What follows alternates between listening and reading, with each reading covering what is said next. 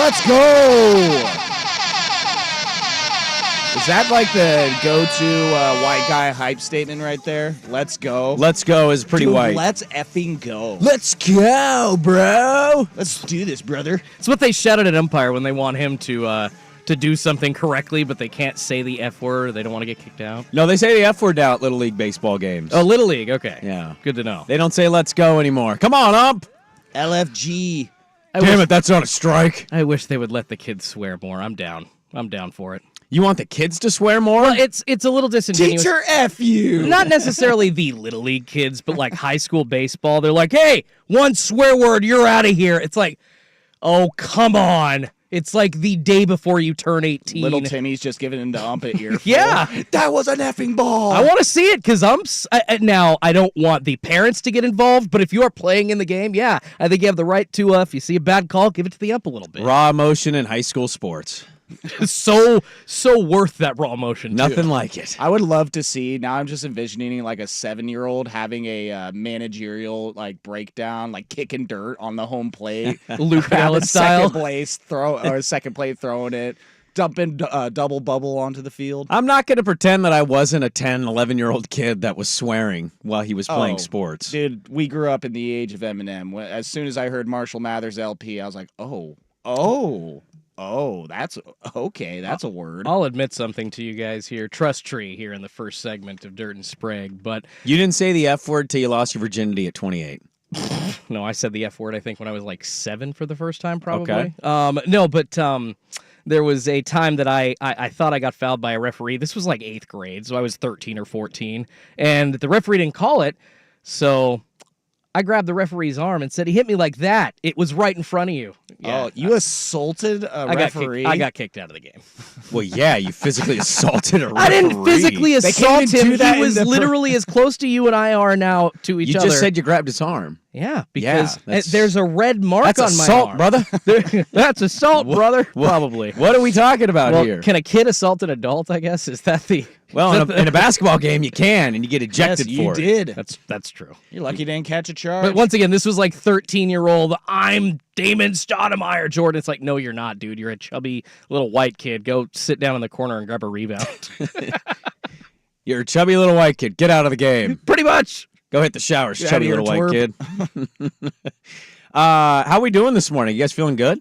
Yeah. I mean, I told you before I got in, it was the dreaded, like, wake up in the middle of the night. I'm like, please say 2 a.m. Please say 2 a.m. Yep. And it was 4:08. Oh, I know it well. 2 minutes before the alarm goes off. Yeah. Nice. Wait till 3:57 is like normal for you. You're like, hey, there's a 3 on that clock, and it's gonna go off in about 4 more minutes. Can't wait. It's a bad feeling when you sit there and you know you're gonna wake up in 5 minutes. Your alarm's gonna go off. Do you ever try to go back to sleep? Because they say that's kind of dangerous. No, I do not. Yeah. I don't try to pull that. The worst part about it was I was having a pretty like trippy dream. So it would have been like one of those like as I woke up, I was like, man, I would like to, go back to sleep after that one and get another 2 hours and then not have to, jumpstart my day off of that. If it's within 15 minutes, I stay up. If it's 20 minutes or 45 minutes or an hour, I'm going back to sleep. I'm pretty atrocious when it comes to that snooze button. Are you? Oh, I am terrible. I don't have snooze options. I know you don't. And all my stuff I have to get up and turn off. I have to tell my Alexa device to shut up. But the other alarms that go off, I have to get up and physically turn them off. And I'm sure that type of aggression at Alexa that early, that just kind of starts your day. Alexa, shut the hell up! It's actually not. It doesn't sound like that. You think it would. It doesn't. It's more like, Alexa. Because my voice is all dried out. My nose is stuffed. And Alexa, stop. Enough.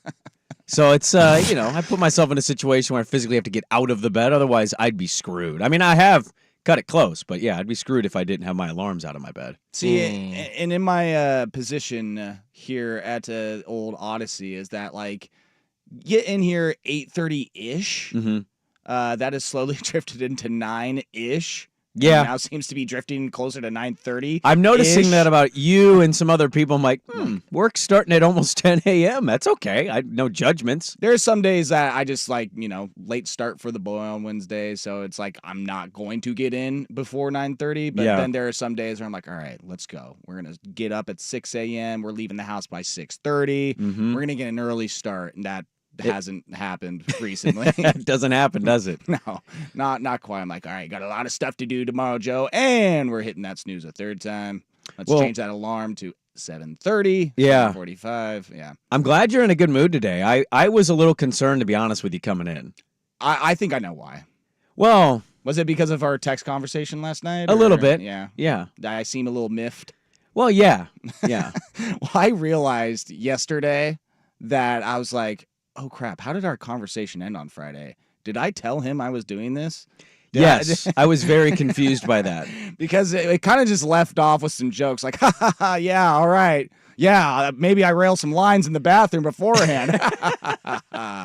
And then I was like, oh, crap. I think that's just how it ended. You said good to go. And I was like, yes? Question mark? That's exactly what I thought. And that's why I asked you. I was like, are you expecting me tomorrow? And you're like, yes. I'm like, all right, it looks like I'm doing the show tomorrow then. Well, I'm glad you came in with a good mood because you could have been like every other NFL fan yesterday, minus like 4 teams that was just miserable because their team didn't do enough, damn it. Oh, I mean, this is the second year in a row that the Cowboys haven't done anything at all, it seems like. They don't need to. It's fine. I'm dead inside. They only lost the running back. No big deal. Oh, no. Hey, Austin Eckler would have been a fit, right? Oh, nope, he's gone. Well, and then it really started to hit me yesterday because I've been holding out this false hope that they'll get Derrick Henry. And then I read reports, something that Baltimore. Was like, yeah, that's probably, for Henry. Yeah, that's probably what's going to happen there. But no, I read the reports that it was like, oh, yeah, they tried for Zach Moss and couldn't even afford him. And I'm like, okay, well, there's definitely no chance they're going to be getting Derrick Henry then. I just think yesterday it was funny following all the stuff. Yesterday's show was difficult because we all knew, if you follow the NFL at all, we all knew that at 9 a.m. all of this stuff was going to just start, falling down like a waterfall. All the news, this guy to that team, this guy moving from this team to that team.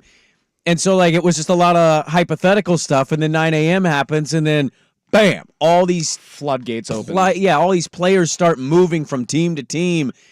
And I was just sitting there taking all of it in and reading how upset everybody was. Come on, Seahawks, do something. Hey, Niners, are you going to do anything? Come on, Panthers, what are we doing? Dolphins, what the hell? How many fan bases were happy yesterday? Like 4? That 49ers fans should be happy. They did something. They cleared up some cap space. Come on. They're going to be releasing Eric Armstead. Yes, they and are. I know he's not the most available player. Did a late night deal Javon Kinlaw's gone. They'd let him go on a late night deal. So, yeah. Asking Kyle Juszczyk to take a pay cut. He's probably going to get released. Yeah. He won't take a pay cut. I did see a blurb. Somebody, a cousin of mine, sent me a video from Schefter, and Schefter replaying the 2017 draft. And it basically, the Niners were so in love with Jimmy G after 5 games, they didn't even scout the quarterback class. That was the Josh Allen, Patrick Mahomes quarterback class. Oh. They drafted Solomon Thomas instead at number 2, which always gets overlooked in that draft because Chicago went with Trubisky. Solomon Thomas is on like his 3rd team. They drafted Javon Kinlaw like 3 years ago. He's gone. That's what people don't talk about with San Francisco is they put all of their resources into defensive line, and sometimes they hit. They also have some really bad whiffs where they should have evaluated other positions, and they didn't. See, even me, I'm unhappy. I come in today, my team was in the Super Bowl, and I'm unhappy. That's what this tampering period does. It leaves everybody unhappy. Who are the only happy ones? The Falcons? Maybe the Jets. Making a couple moves. Are the Jets happy? I don't know if Aaron Rodgers is good anymore. Well, but they actually have a backup for him in Tyrod Taylor now. So I think they don't have to watch Mama Bleepin' Wilson. I don't know it's a better option. Giants fans are happy. I mean, like, they still have Daniel Jones as their quarterback, so I think they could be happy. I wouldn't be happy if he. Are the Raiders happy with Minshew? Wilkins? No? Yay? Nay? I think they're happier than the Steelers are with Russell Wilson. Absolutely. Oh, I have my stepsister, her husband's a diehard Steeler fan. He's been making fun of Russell Wilson for 3 years.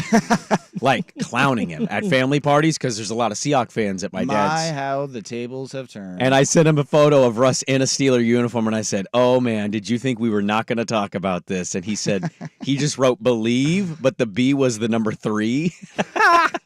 Because at this point, what do? If you're a fan of your team and they sign somebody you don't like, what do? You have to kind of embrace it, don't you? My Steelers buddy, he said he's taking football off for a year. He's taking it off for a year? Yeah, I don't think he was too happy about it. I told him, I'm like, dude, let Russ forge. Come on.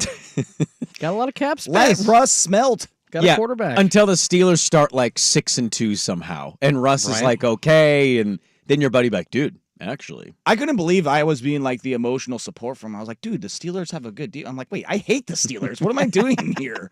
Like, dude, come on. That's what the legal tampering period does, Joe. It makes us have to feel like we have to comfort our friends and our family when their teams make questionable decisions. Then they're sending me nothing but Cowboys memes just S-ing all over Of course they are. I'm just like, okay, cool. You like the most hated team in maybe pro sports. Appreciate it. Thanks. Maybe. Actually, I felt like their fan base got surpassed recently. I felt like really? I saw something that the Chiefs have now overtaken the Cowboys as the most hated fan base. Oh. Ooh. I got to see where I saw that. Maybe like the people hate the fans or the team? I think it was fans. Oh. Yes. What did the Chiefs fans do? Did they do something? I think win. That'll do it. Yeah, winning for anybody kind of ruins everything. Yeah. Maybe it was Deadspin. Oh. Well, they cease to exist now.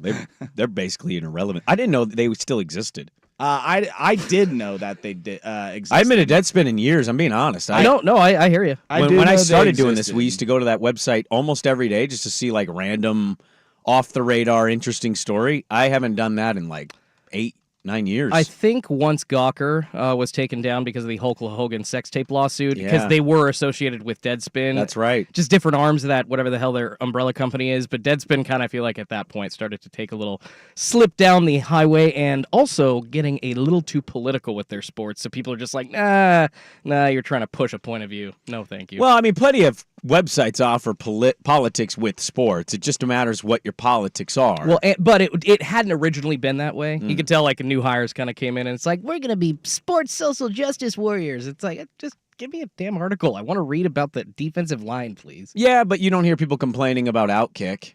But I'd argue they're pretty. I don't read Outkick. Keep politics out of sports. Unless it's my politics. But here's Trump at UFC 299. I do declare the president was here. Yeah, no, I'm good with either or without either. So thank you. No Deadspin, no Outkick. I'm good. I just want sports. Yeah, I tend to be that way. Yeah. Well, we got a good show today with 2 guests. Andy Bunker's going to join us, a former Portland media member. Yeah, there you go. Andy Bunker, I've known him for a long time. We worked together at KJR. He was at KJR for a while. He's in Atlanta now, and Atlanta's got Kirk Cousins. So I want to talk with Andy Bunker. We'll dive in on the Falcons with Kirk Cousins, with Andy Bunker coming up at 6:30. And then we'll kind of do a hodgepodge of local stuff with Tyson Alger at 7:30 of the I-5 corridor. Pac-12 tournament's going to start. Duck's got a 4-seed. I want to ask him, when one of our listeners asked him for his Timbers thoughts, because he's been diving in more in Timbers coverage, which is great. And then also some Oregon spring ball look ahead, because that's rapidly approaching. This is the year of expectation. There are no more, well, next year's the year for old Dan Lanning. No, with the portal, year 3 is basically like year 5. The talent they have on that roster, this is the year to take a step forward, and the playoffs expanded. So it's a massive year for Oregon Duck football, and spring ball starts, a couple days? Isn't it like March 13th? Yeah, Pro Day's today, and I feel Pro like Day, it's like that's right. Later this week you get spring ball going. So spring ball's already going at Oregon State. It gets going at Oregon coming up here. So Tyson Alger will join us at 7:30. We got the mail sack to dive into coming up at 8:15. But let's start with the NFL madness that was just rapidly. The news was coming in left and right. All of the names, all of the places. We'll dive in kind of a run through before we get to Bunker at 6:30. Dirt and Sprague, good to be with you on Portland Sports Leader 1080 The Fan. Here comes the madness.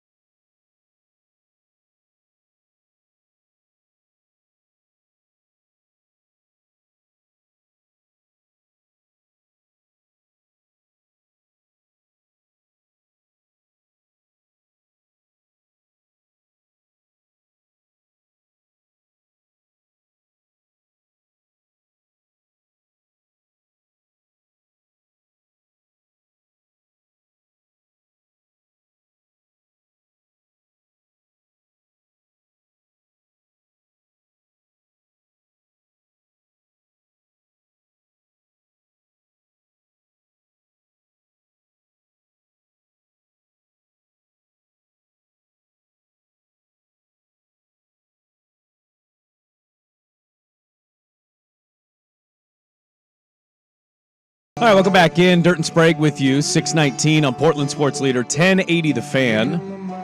I have some takeaways from a 22-point loss by the Blazers last night. Oh, do you? I do. I actually stayed up and watched all of that. I turned it off about a minute left. They were, they're down 20 at that point. I'm like, I think I'm okay here. Scrappy little bunch, those Blazers. Scoot 5 turnovers. You hate Scoot. It's unreal. All right. he won't I don't deny hate it. He's already gone on a rant on it. I don't hate Hates- Scoot. I've already said it. He looks astoundingly similar to Antonio Daniels when I watched the highlights of him back in the day. Number 4 overall pick from '97. You've been holding on to the Antonio Daniels hope I'm thing wrong. since before the draft. I think everybody Yes, I have. hopes you're wrong. I hope it's one of the worst takes of all time. Let's hope so. I'll eat crow and run around the building naked if I have to, but nobody wants to see that. I was going to say, I don't think you got to do that. You don't need to offer that up, actually. No, I'll do it. Sook welcomed it. He's like, Fine. No, Jordan, it's fine. Okay, I'm taking them off. Yeah, I'm not John Cena. Definitely not. NFL was insane yesterday. Yes, it was. That's fun. Maybe baseball should take a note of that. Do you like it? Crazy like The that? news just going off like that? Oh, yeah. We didn't get anything done in sales. It was great. I could imagine. I loved man. it. I was trying to. Your boss is a diehard Giant fan. Oh, yeah. He was popping out of the office Oh, every yeah. 5 minutes. Like, dude, hey, Christian Wilkins going here. Kirk Cousins going here. Yeah. It was like, yeah, let's have a meeting about this. Let's have a roundup. Let's X's and O's. go over this. It huh? felt a little, coming up. We got a tournament coming up here, and we'll be hanging out at A with the tournament and having a lot of fun. Yesterday felt like, and maybe this is just a bad read by me, it felt like unless your job was something where you had to be focused, maybe a little marchy with how interrupted people were at work Yeah. with the constant flooding of the news in the NFL. Oh, yeah. We're texting my buddies. As Yes, things are and they're coming texting in, you back, yeah. and everybody's following at that point. Stopping by. People Yes. so do you see this move? Hey. It's insane. Yeah, it was it's a lot of fun. I mean, I was complaining because kind of like you is that I had my show on Sunday and I was just sitting there like the Russell Wilson news hadn't even dropped. That was Sunday night that went down. Yeah, that's the worst preview spot to be in because it's a couple days away. Yeah, so it was a lot of fun yesterday just keeping track of everything and just waiting for the Cowboys to do something, and it didn't happen. Well, Schefter was on the morning show on ESPN before us, and he basically said he doesn't think that a whole lot's going to happen after this. I know Calvin Ridley hasn't signed anywhere, but largely most of the moves are done. Josh Jacobs to the Packers. Saquon's an Eagle. The Rams get a tight end offensive line. Watch my Rams, by the way. NFC pick next year. Watch the Rams. your Rams. Watch my Rams. Hey, my Rams are awesome. You're a bandwagon Ram fan. Raiders get Wilkins. Gus Edwards to the Chargers. Devin Singletary to the Giants. The Packers get Xavier McKinney. Pats get Gibson. Panthers get Hunt from Miami. The Vikings. You go through just a laundry list of teams yesterday. You almost don't have time to name them all, but what teams stood out for Super you? Chef Bobby Flay was there. I was with Mark Cuban. It was insane. all Gordon right? Ramsay. It was fishing off the Bonita Coast Run. No, it was again, it was almost hard to keep track of. I had to pull up the free agency track. Right, I mean, this morning we have Aaron Jones. He's a going to the Viking. Viking. Yeah. I mean, we have 2 running backs going to divisional rivals. Well, that was kind of confusing to me, the Jones-Jacobs thing. So Josh Jacobs signs from the Raiders to the Packers, and he's a good running back, really good. And everybody in Packerland, I think for a minute, was like, yo, we're going to have Josh Jacobs and Aaron Jones. And then the money kind of came out, and then it was like, they're going to release Aaron Jones. Okay. And we got it explained. It's a multi-year deal, but I think 3 of the 4 or 2 of the 3 are team options. So really, Josh Jacobs could be on a 1-year deal here, but I believe Aaron Jones just signed a 1-year, $7 million deal. Yeah. So Minnesota got Aaron Jones for, what was the difference here, $6-7 million less than Josh Jacobs? I don't really feel like there's much of a difference. I think Josh Jacobs is a really good running back. I also think Aaron Jones is really good, and he's been valuable for them. He's been there a minute, man. That's a franchise guy. And now he's going to Minnesota.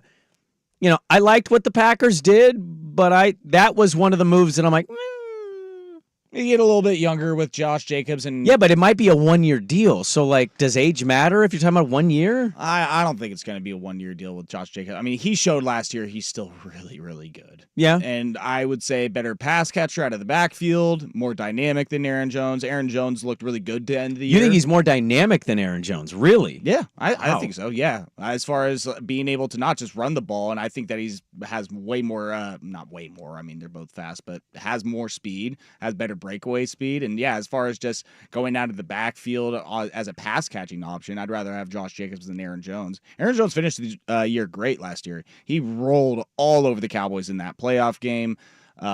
So Aaron Jones still has plenty on him.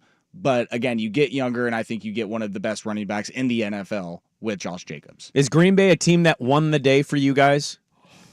Outside of Josh Jacobs, I'm trying again. So much happened. I'm trying to remember everything that they did. I'm gonna have to pull up the tracker here. They got McKinney from New York, the safety, Xavier McKinney. Okay. Yeah, I mean that fills a big hole for them. It's the back end of your defense. That's a big one, but I'm not as impressed with them as maybe like I think obviously the big winner was Atlanta yesterday. I still think the Steelers got the sneaky. deal with Atlanta Russell was the big Wilson. winner for you? Yeah, with Kirk Because of Cousins. Kirkers? I obviously did not want to see that happen for Kirk Cousins, but now when Wait, why didn't you want to see that happen? because I thought yesterday we were talking about like, do you want to see him stay in Minnesota or Atlanta? I thought Minnesota was just a better fit for him. However, I did not remember that he'd spent a couple of years in Washington with Raheem Morris. So it sounds like there's a lot of familiarity there. The new offensive coordinator, a very, very good Sean McVay guy. And I don't think any offensive guys under Sean McVay that have gone on their own have failed in the NFL. So it's a good situation for him. He got his bag. And it doesn't sound like, from reading between the tea leaves, the Vikings were actually going to pay him. Well, I think that's ultimately,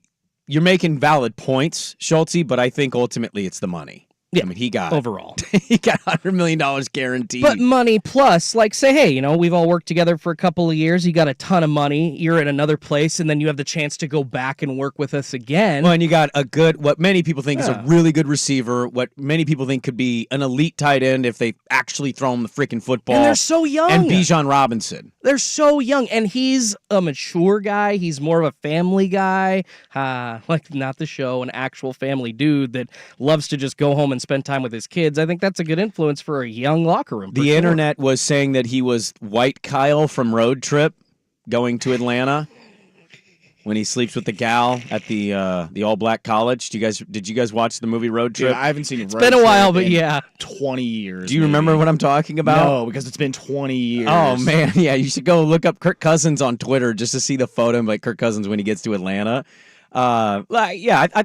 We'll get to Kirk Cousins. I want to talk about Kirk Cousins. We got Andy Bunker coming up here in just a minute. One for me, and we'll get into some more of this. I'm a little baffled what Carolina's doing. By the way, Giants, nice little pickup there. Brian Burns is a really good edge rusher. Dude, they gave him a bag. Yeah, you need premier edge rushing. Like, you need that guy. You need pass rushing. It matters. It helps you go a little further than what you think you can do. And in a year where Daniel Jones is maybe on his last legs, or maybe they're going to draft a quarterback, maybe they don't win next year, but I'll still take Brian Burns. I'll have him in 2 years. I'd love to have him in 3 years. What is he? He's 25? Is he 27? 25 or 26. And 26. I feel like this young player coming in and getting such a bag ensures that they are going to move on from Daniel Jones. Maybe. Oh, yeah. Maybe before this next season, but they're getting rid of that cap hit very soon. Jones is cooked. I think done. he's not for long in New York. I didn't understand that by Carolina. You have a young coach. You have a young quarterback. You have other areas you need to address, sure. You sign some offensive linemen to massive amounts of money. So you're shoring up the interior of your offensive line. You trust that the new coach is going to be paired well with Bryce Young. Why would you not just sign Brian Burns? They need draft capital, don't they? They got a second and a fifth. They could have got 2 firsts for him from the Rams this year. They said no to that. Well, that's very stupid of them. Yeah, I mean, I think they're one of the worst run organizations in sports, and like Carolina's lying to themselves as a city. We have a guy that comes on from Carolina, and last year for the draft, I'm like, you guys are really just going to get Bryce Young, huh? And he's like, yep. And I'm kind of just still stunned that they think the 5'9" quarterback's the answer there, and I don't think you can win that way. And then 5'9". he's not very tall, dude. I think legitimately tiny. he's 5'9", 5'10". I don't think he's 5'9". Yeah.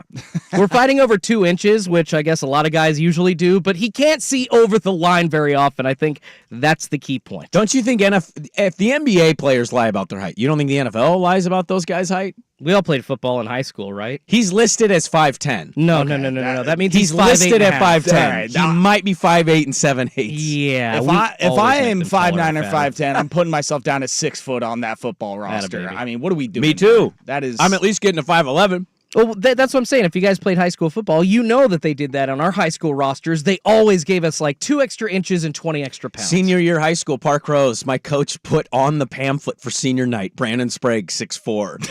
Yeah! And I said, what are you doing? He goes, I know you wish you were 6'4". I go, damn right I do. I'd be yamming out here. You sprouted a little bit this year, haven't you? Well, the NFL is crazy. We'll continue on with this. I want to get to Kirk Cousins. Let's talk with Andy Bunker, 92.9 The Game. He joins us live from Atlanta. What has the reaction been in Atlanta with Kirk Cousins coming to the ATL with the Falcons? We'll talk with Andy Bunker next, but first, Schulte with the sports update.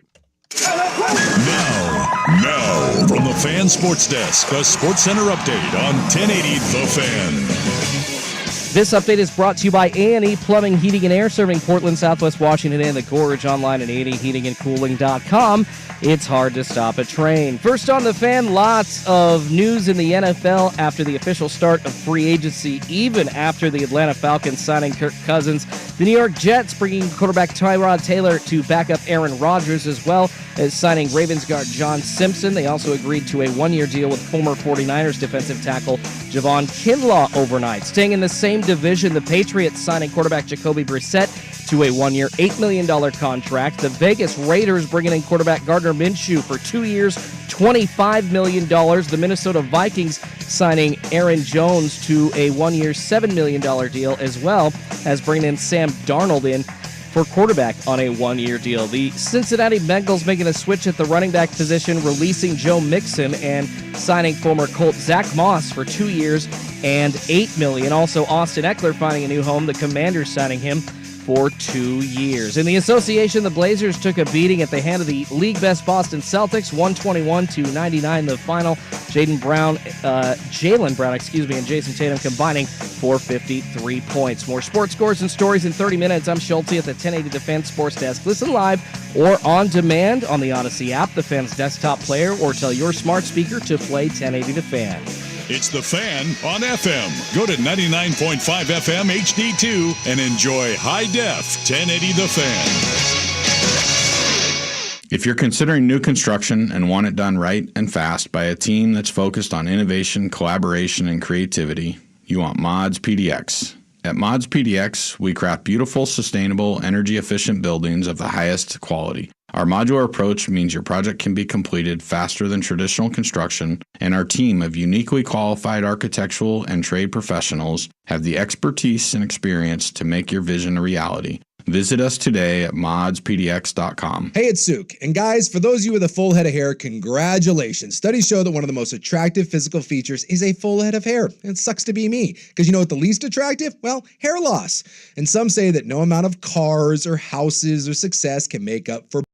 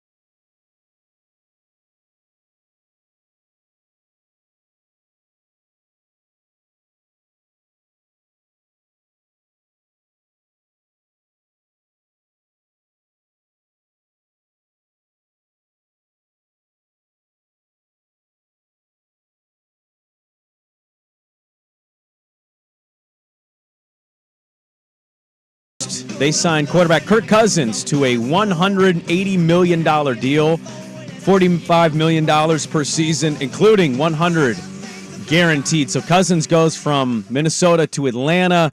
Andy Bunker, our good friend at 92.9 The Game, over there in the ATL on Twitter at TBM929. He joins us.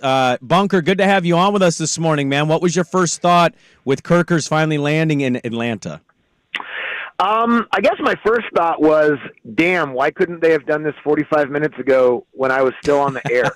Why did they have to wait till 2:30 to make this announcement? That would have been really cool to break that news live. My second reaction was, oh, wow, okay, like this is really happening, because all of the rumors last week were starting to kind of trend this way. The momentum was headed this way, that the Falcons and Kirk Cousins were getting serious, and that things in Minnesota were maybe breaking down as far as those talks go. And, you know, a lot of the conversation for us yesterday was whether or not this was just Kirk Cousins' agent kind of leveraging the rest of the NFL market against Minnesota to try to get what they could get from them. But turns out it wasn't. Turns out the Falcons have a legitimate starting quarterback for the first time in a few years. Is this the route that you wanted to see Atlanta go, whether it was Kirk Cousins, veteran quarterback, or maybe starting with a younger quarterback in the rookie draft class this year? Or do you think this is the best option for the teams at right now? Well, I mean, that's an interesting way to put it. It's probably the smartest on-field option for this year. I think of all the options that were available between the free agents, I know Justin Fields is likely going to get traded. The draft picks, the Falcons don't pick till 8th. So if they were going to get one of those three guys, they're going to have to move up or stay there at 8 and roll the dice on someone that either, you know, they convince themselves that they believe in or whatever. So even with all those other options, I don't think any of those guys are as good as Kirk Cousins week 1 next year. Now, they might be better than Kirk Cousins mid-season if he doesn't stay healthy, or in 2 or 3 years, but it felt very much like, and this is sort of the whole feeling of the offseason with the coaching search and just where the Falcons owner Arthur Blank is at right now in terms of his age and having been the owner as long as he has and having never got there. It always felt like there was a lot of urgency surrounding what they wanted to do this offseason. So getting a guy that is the best football option for 2024 kind of fits with that. So if it was up to me, you know, I can kind of daydream a little bit. I would have traded everything it took to get up and get Caleb Williams, but I realize that that's not realistic in every way. So probably not something that they could have done. Chicago probably doesn't even want to do that. But in terms of what was realistic, this is probably the best option. Andy Bunker, our guest here, radio host over there at 92.9 The Game. Andy and Randy, you can catch it every day and catch him on Twitter at TBM929. What are the expectations with Kirk Cousins now? They have talent at receiver, tight end, running back. Their defense was their bright spot last year because Desmond Ridder was so awful. New coach, defensive-minded coach, really good ties offensively with that coaching tree. What are the expectations with Kirk Cousins as your quarterback? It's a high floor. I don't know where the ceiling is. Like, the expectation is absolutely win the division. The division's bad. It's still bad. The Bucs won it last year at 9-8. They were 1 2-minute drive in the fourth quarter away from losing to the Falcons in week 15 last year and probably firing everyone. So the Bucs, you know, they basically re-signed everyone. New Orleans still isn't good. The Panthers are probably the worst organization in the NFL right now. Yeah. So you have to win the division after doing this. That's like a baseline expectation after this move. After that, it, you know, kind of depends on what it all looks like. I think you mentioned it. There's a lot of offensive weapons. We have no idea what they look like with competent quarterback play because they haven't had that with these guys. So assuming Kirk Cousins is healthy and with the new offensive coordinator, and obviously he's played in that system before, so it shouldn't be a big learning curve for either one of them, the offense should be really good. The defense was pretty good last year. So I think the expectation is win a playoff game and kind of go from there. Problem is there's not a ton of like time for growth. Like, you win a playoff game this year, okay, hopefully you get back there next year, maybe win more next year, because the Kirk Cousins guaranteed money is really 2 years with an option for a third. This is a win now move, and I think it definitely means the Falcons are a playoff team who can win a playoff game. But does this make them a Super Bowl team? I don't know. I'm not ready to go that far. Well, and we see from the early odds at bookmakers that the Falcons are now the favorite to win the NFC South over the Buccaneers, who are probably looking like it with Baker Mayfield after their deal, and now Kirk Cousins and the Falcons jump there. So yeah, you were kind of saying, does it make him a Super Bowl contender? Like, how do they stack up against the rest of the NFC? I mean, obviously 49ers winning the conference last year, Packers, the young upstart team, Eagles, they're retooling, getting Saquon. How do you feel like Lions are going to be good this year? Yeah, Lions, of course, can't forget about them, like I just did.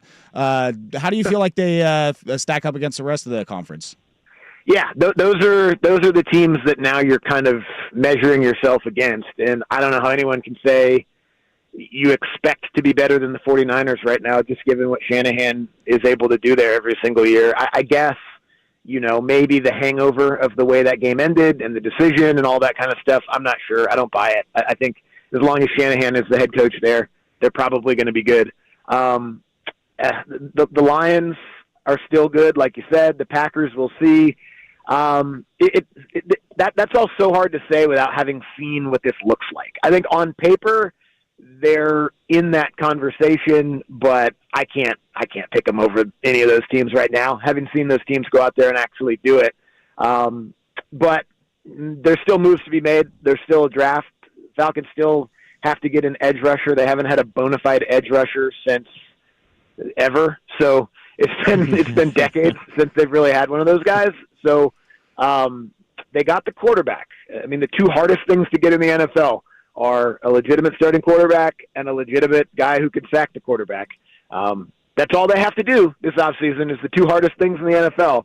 They got one of them. They spent a lot of money to do it, so they don't have a lot of money left. So hopefully they can find that edge rusher as well. Yeah, that's what I think makes the Panthers even dumber. Like, hey, we're going to win a Super Bowl with a 5'8" quarterback. Cool. And then we're going to trade away our premier pass rusher. I don't know what they're doing over there in Carolina.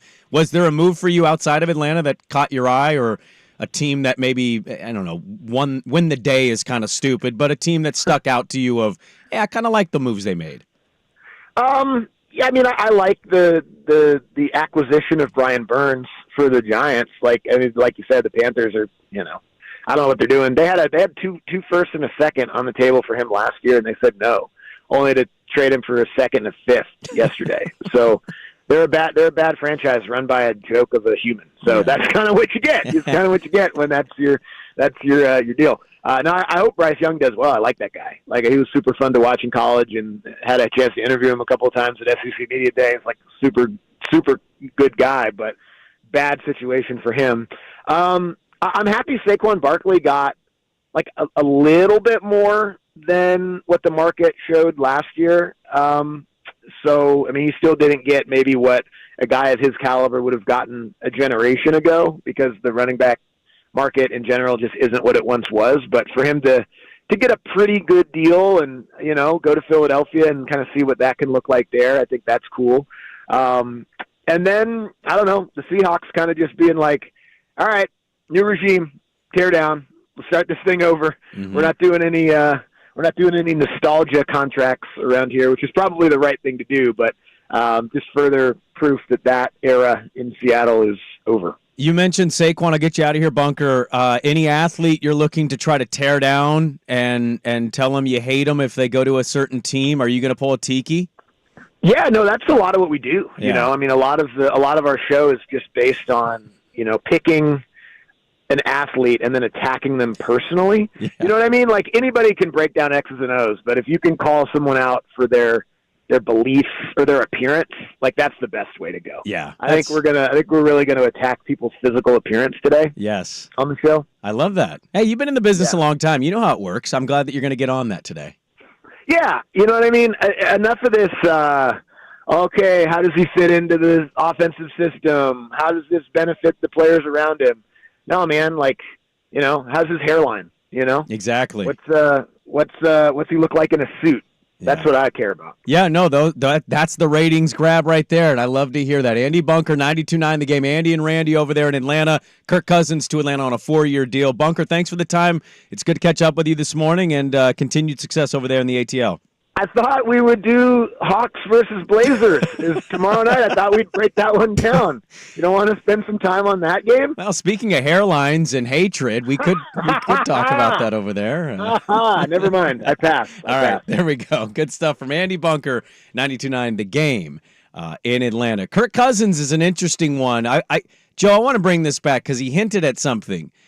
And I've always found the Kirk Cousins thing fascinating. My co-host, he has been a Kirk Cousins fan since Washington. He does like that. He does. In fact, his first time really talking up Kirk Cousins was Kirk Cousins' first start against the Giants on Monday Night Football when he threw 4 picks. And he's stayed on that ship. I want to talk about expectation with Kirk Cousins and how he's just weirdly different than every quarterback in the National Football League. We'll do that next on 1080 The Fan. The Herd with Colin Cowherd. Colin Cowherd. All the Denver Laker games over the last 2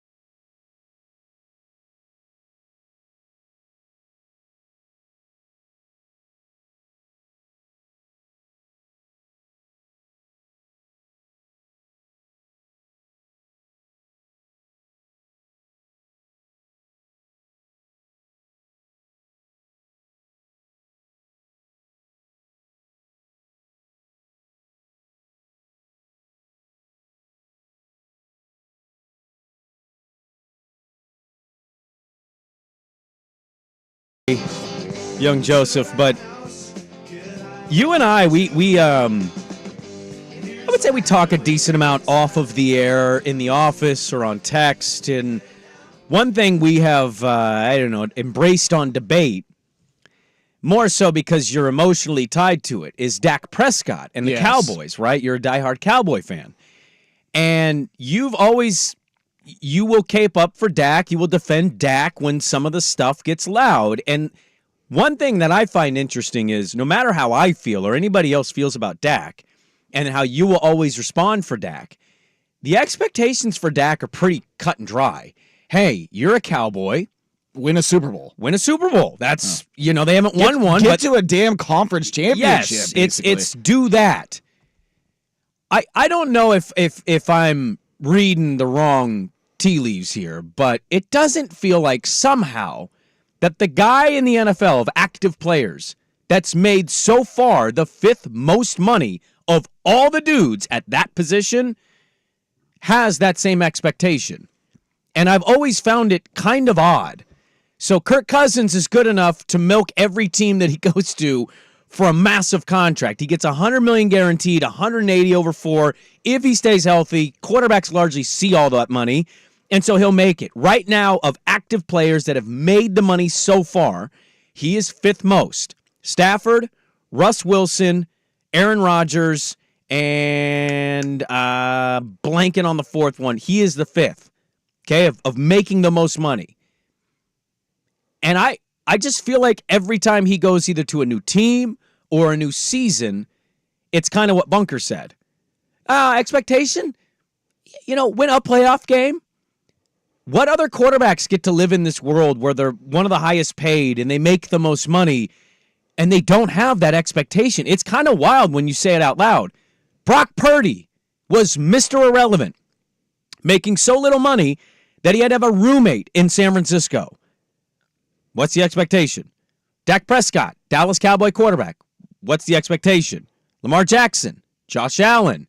You go through the long, even Tua. Like, Tua's going to get paid here any day now by the Dolphins. It's clear as day. They're clearing out cap space. They didn't sign Wilkins. They didn't tag him. They're going to sign Tua.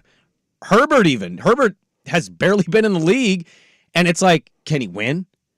And somehow Kirk Cousins misses this. I don't know. Maybe I'm reading this incorrectly, but somehow he gets there and they're like, Kirk Cousins, good pickup. Kirk Cousins, good quarterback.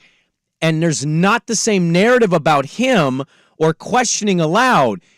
Maybe some here and there, but overall it just feels like he goes in with nowhere near the expectations that all these other quarterbacks have. Well, if you look at his career arc, it very much just kind of seems like there's always another reason outside of him that people are kind of masking, he should win a Super Bowl, but he's in a division with Aaron Rodgers. Or maybe this is Mike Zimmer's fault, so let's fire him. And then the one good year he has with Kevin O'Connell, thank you, is that they lose to the Giants. And they caught flack for that, as they should. They lost at home. They had a great season. And then it's like, all right, what are you going to do next year? Well, you say, he tore his Achilles, so he didn't have a fair shake. I don't think you can really escape that now, bud. This is an insane contract, and I was saying to you in the break, quarterback money now is just catching me off guard. It just, obviously with salary cap going up, these contracts are going to go up, but you're getting paid this amount to essentially be the savior of this team. This team has been struggling for the last 2 seasons since Matt Ryan has left. Not many passes anymore for you, dude. You now have all these weapons at running back, wide receiver, and tight end, which we'll see with Kyle Pitts. This is kind of one of those moments for Kyle Pitts, too, where it's like, you have a decent quarterback now. You were 3rd, 4th overall pick, whatever it was, kind of time to show up with this offense now, too. Well, maybe they'll the only thing I'll cape up on Kyle Pitts with is, hey, maybe the quarterback will actually throw him the football now. Yeah. It didn't feel like that was a priority with Arthur Smith for whatever reason. Well, it seemed like Arthur Smith, it was like, let's not give our rookie running back the ball either. Was it Algier? They were like, let's run Algier more than Bijan Robinson, who's awesome. Yeah, so I feel like Kirk Cousins, his entire, even going back to Washington, it was like, well, yeah, he's the starting quarterback, but man, he wasn't even supposed to be the starting quarterback. He was the 4th round quarterback. This is supposed to be RG3's team, so good for him to even be here. It's very bizarre. I hear what you're saying that he has escaped all this, but I always feel like it's like, well, what is he gonna do? Beat Aaron Rodgers in the NFC North? And Okay. and then once he goes, Yeah. it's like, all right, well, now I think it's Mike Zimmer's fault. And then Mike Zimmer, and you have like I said, you have the one good year where they actually do show up when all those one score games go 13-4, and then they s the bed in the playoffs. Well, And again, they deserve all the flack in the world for that because they lost to a Giants team that, quite frankly, the next week showed that they weren't even that good. And they had Daniel Jones throwing 15 touchdowns that year. Like, I don't think he can escape it anymore. So I think you're reading it right. Like, how does he kind of skate by where it's like, oh, as long as they win a playoff game? I don't think that's the case anymore. Like, Atlanta's going for it clearly now, so you better go for it. Well, here's the thing, though. I'll counter this, and then we can carry this over because we're already against it. I can already hear the excuses. Well, Raheem Morris, he wasn't that good the first time, and they're struggling, and defensively they're about middle of the. Like, I can already hear. I don't know what it is about him. Maybe it's the 4th round draft pick thing, but again, Brock Purdy's getting debated if he's good or not because he's Mr. Irrelevant, but his team goes to the Super Bowl or the NFC Championship game, and we're like, oh, I don't know, man. I don't know how good he is, and then when he's not very good when he loses a big game. I just don't think any of this exists with Kirk Cousins. He has created an ecosystem where it's somehow not a priority or not as demanded on by the fans or the media. I mean, I'll ask you this. We'll go to the break on this. Are people saying win a playoff game, or are people saying anything at all if Atlanta had signed Lamar? If Lamar's in Atlanta, it's different, right? It's like, oh, Atlanta's got Lamar. And maybe that's just speaking to Lamar's talents that people recognize. But I saw a lot of praise on this yesterday of Kirk Cousins. Man, what a pickup. Oh, they got Kirk Cousins. They got Louis Riddick. They got the best quarterback on the market.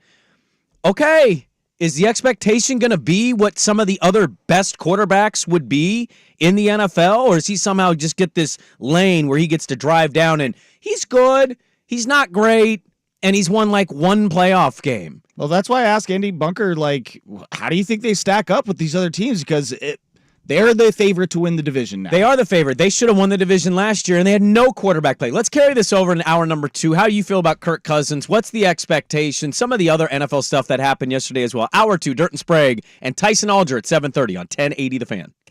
Tony Spezza here with AAA Heating and Cooling. The sun is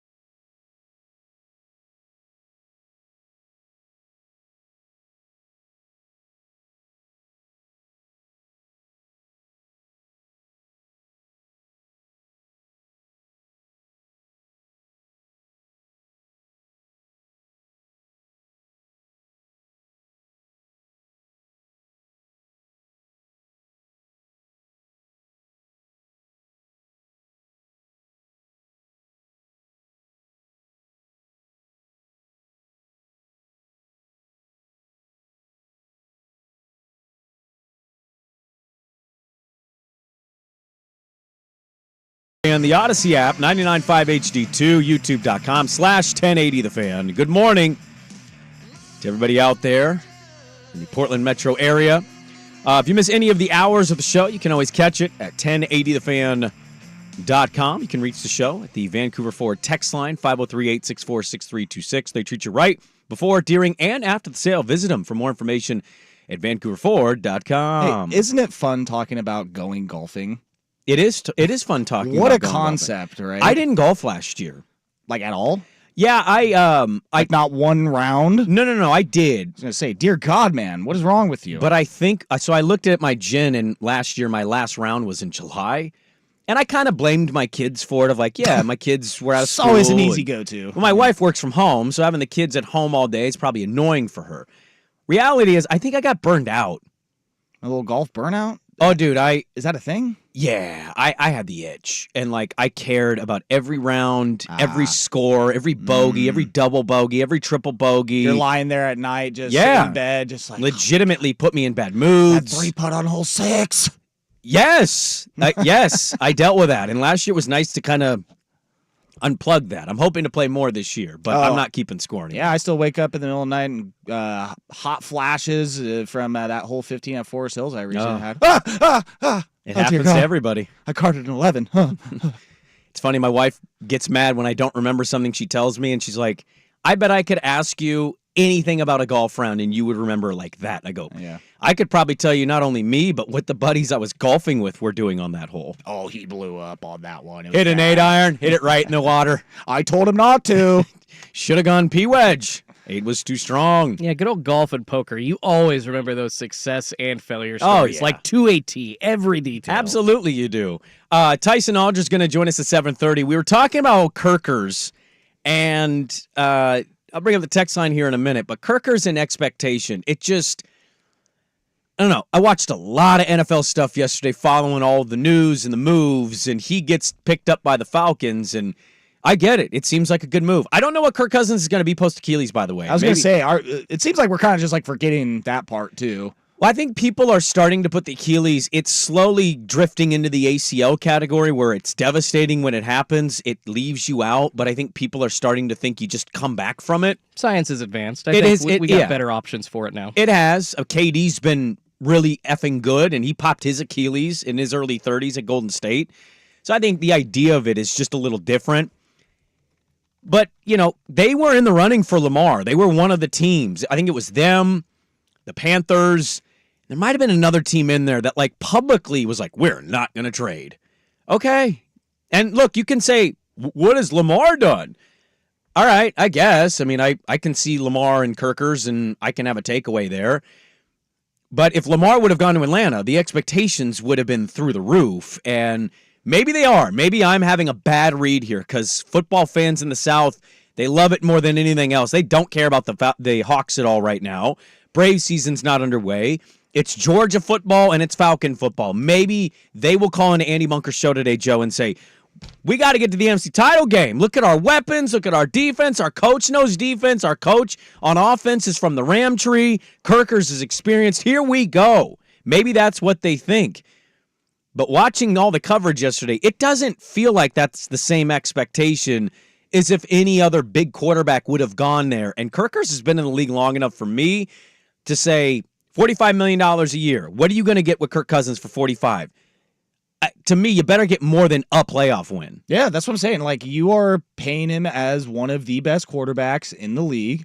And when, as Bunker was saying, like, you have these weapons and Arthur Blank is at where he's at in his life, like, I think he wants to get that ring. He wants to redeem this franchise after what happened years ago with the 28-3. Like, and Raheem Morris kind of saved himself even before this transaction happened, saying that I wouldn't be in this position talking to you guys if it weren't for better quarterback play. Well, you got your quarterback now. So, like, you've kind of set yourself up and this team up to put it all on him and to, you know, essentially blame the quarterback position if it doesn't work out this time as well. Granted, there have been no games played, so we see how it all unfolds on the field. But, again, that you pay this guy the way that you're paying him, and after saying, like, this is essentially why we are where we're at is we don't have the quarterback. Well, now you do. So what's the excuse now? I don't see one. Somebody says they had to trade 2 firsts for Lamar. I mean, yeah, they drafted a running back and a tight end with their first-round picks. I just put Lamar in a different category than most of the quarterbacks in the NFL, sans like 1 or 2 guys. And so it's just different for me, where I would say, franchise guy or roll the dice. And maybe Kirkers will win. That division's not good. I mean, we mentioned Brian Burns earlier. I don't know what is Carolina doing. And oh, by the way, They like offensive linemen. yeah, they signed 2 interior offensive linemen, and maybe those are the right picks for them. But I was reading some of the stuff on that and was like, they're paying them premier money, and we're not sure if they're really premier guys Yeah, at their spots. ESPN gave the Robert Hunt deal a pretty low grade. I think it was like a C minus, wasn't yeah. it? Yeah. So going through the grades of some of this stuff was really interesting of how people view it. McDonald gets hired at Seattle. Canales gets hired at Carolina. The new coaching hires happen. Every fan base has the next great coach. And what we fail to remember, not the collective we, I think all of us are smart enough to know, but what fans tend to forget is, not every coach is going to be good. Yeah, and you bring up the weak division too. I mean, It's not a good division. No, the NFC South, he got another first-year head coach there, but Raheem Morris already has a little bit of experience, obviously. We talked about him coming in like with some prior head coaching experience, he won a Super Bowl with McVay. Am I wrong? I think he was on that staff as defensive coordinator, so he knows how to do it in big games. Yeah, I think he's the one that took over for Staley when Staley took the Charger job. Yeah, good old Brandon Staley. But it's literally Atlanta v. New Orleans. Atlanta v. Tampa Bay, because the Baker Mayfield and Mike Evans, I'm like, why am I blanking on his name? Those 2 signings literally shored up Tampa Bay, and I do believe that that's almost an automatic 10-win season for them. So essentially, Kirk Cousins making a much bigger impact in this division than he could have with the Vikings. But it's like, all right, can we win 11 games or not? I do feel like that's the bar in Atlanta this year. It certainly has that feel, because that defense should be taking they were good last year. They should take a step with Raheem, I would think, because he's considered a really sound defensive mind. He's been coaching defense for quite some time. Got a raw end deal in Tampa for sure, but turned on reputation a little bit for himself by going to the Rams. I just, all of these moves, we also see all of the movement. Aaron Jones is a Viking. Josh Jacobs is the Packer. And it's exciting. It's NBA-esque that way. And then injuries happen, and football is football, and it goes, Aaron Jones missed 7 games this year. Yeah. Xavier McKinney, the back end of Green Bay's defense, he's going to miss 6 games. That's the thing about this. We all get excited or we lose our minds about something, and then football reminds us every year how devastating it is emotionally. My dad went on a big text rant yesterday as I was making fun of my brother-in-law for the Steelers getting Russ. And my dad goes on this big emotional rant. I can't do it anymore. I can't handle it. The injuries, the unpredictable officiating, football's ruined. I can't handle it. And I'm like, yeah, football's clearly broken you. But that's the thing is we see all of these. Saquon's an Eagle for 3 years, 37. And if he misses 8 games, then what? Well, I think that, I have to keep that in mind right now when we're on the hot corner. We're doing our MLB preview, division by division breakdown. And it's like, oh yeah, this is a great lineup, great starting rotation, as if these 2 guys aren't going to go down with Tommy Johns by the end of the year. And this guy, something's going to happen here. It's that you're right. There is a lot of optimism with some of these acquisitions, but again, Kirk Cousins coming off of a torn Achilles. As much as I would love to have Derrick Henry as a Cowboy, and it's probably not going to happen. I thought Aaron Jones was going to be a Dallas Cowboy. You're looking It seemed like for a minute that was kind of the read, and then pivots and he goes to Minnesota. I was talking to Schultze on Sunday about it. It's like, would you rather have a 30-year-old Derrick Henry who has 2,000 carries already in his career, or a Saquon Barkley who is younger but has also had... He's had his injury problems too. Exactly. Yeah. So it's like, which one would you rather roll the dice on? Because there is no guarantee that either of those or any of these guys are going to be the ones that hit, because, yeah, you're right. It's so unpredictable. And I do see Derrick Henry eventually being like a Frank Gore, Adrian Peterson, where he will age gracefully. He's stayed on the field in his time with Tennessee, and you look at the production, Saquon versus... Derrick Henry. Saquon had to do everything for New York. All those touchdowns, all those yards, that's literally all New York had, minus 1 or 2 years with Eli before he left. It's much different when you look at the numbers for Tennessee using Derrick Henry. It's because he's so talented that he got those numbers. Ryan Tannehill was throwing for a ton of yards. So Derrick Henry over Saquon, it's an easy choice. I just, the funny thing to me is like, oh, your team won free agency. That's awesome. Do they draft well? I mean, like, ultimately, your team has to be good in the draft is really where this matters. The Chiefs have Mahomes, and so it's the easiest team to cite here, but they signed up their big guy. They got Chris Jones. They got him long term. They've been hitting on the draft. Guess what? I'd imagine they're going to continue hitting in the draft because they have a track record of it. That's where the needle moving is. It's not, these are flashy things. These are fun things to talk about. Is Saquon going to elevate the Falcons? Well, I don't know. I know what they do in the draft is going to matter, or not the Falcons, the Eagles. What they do in the draft is going to be more important, I think, overall than what Saquon is. But it's flashy, it's money, it's the names we know what they are. Largely ends up winning out over the narrative stuff. How good are they in the draft? That's the important thing. Kirker's in Atlanta, has London, has Pitts, has Robinson. How's the offensive line going to do? Is the defense going to take that step in the right direction? How's Kirker's look post the Achilles? How comparable is London to Jefferson? I don't think London's as good as Jefferson, but how close is he to that level of wide receiver? Because Kirker's is giving up. Addison was a good little rookie pickup for them last year. They already had Justin Jefferson.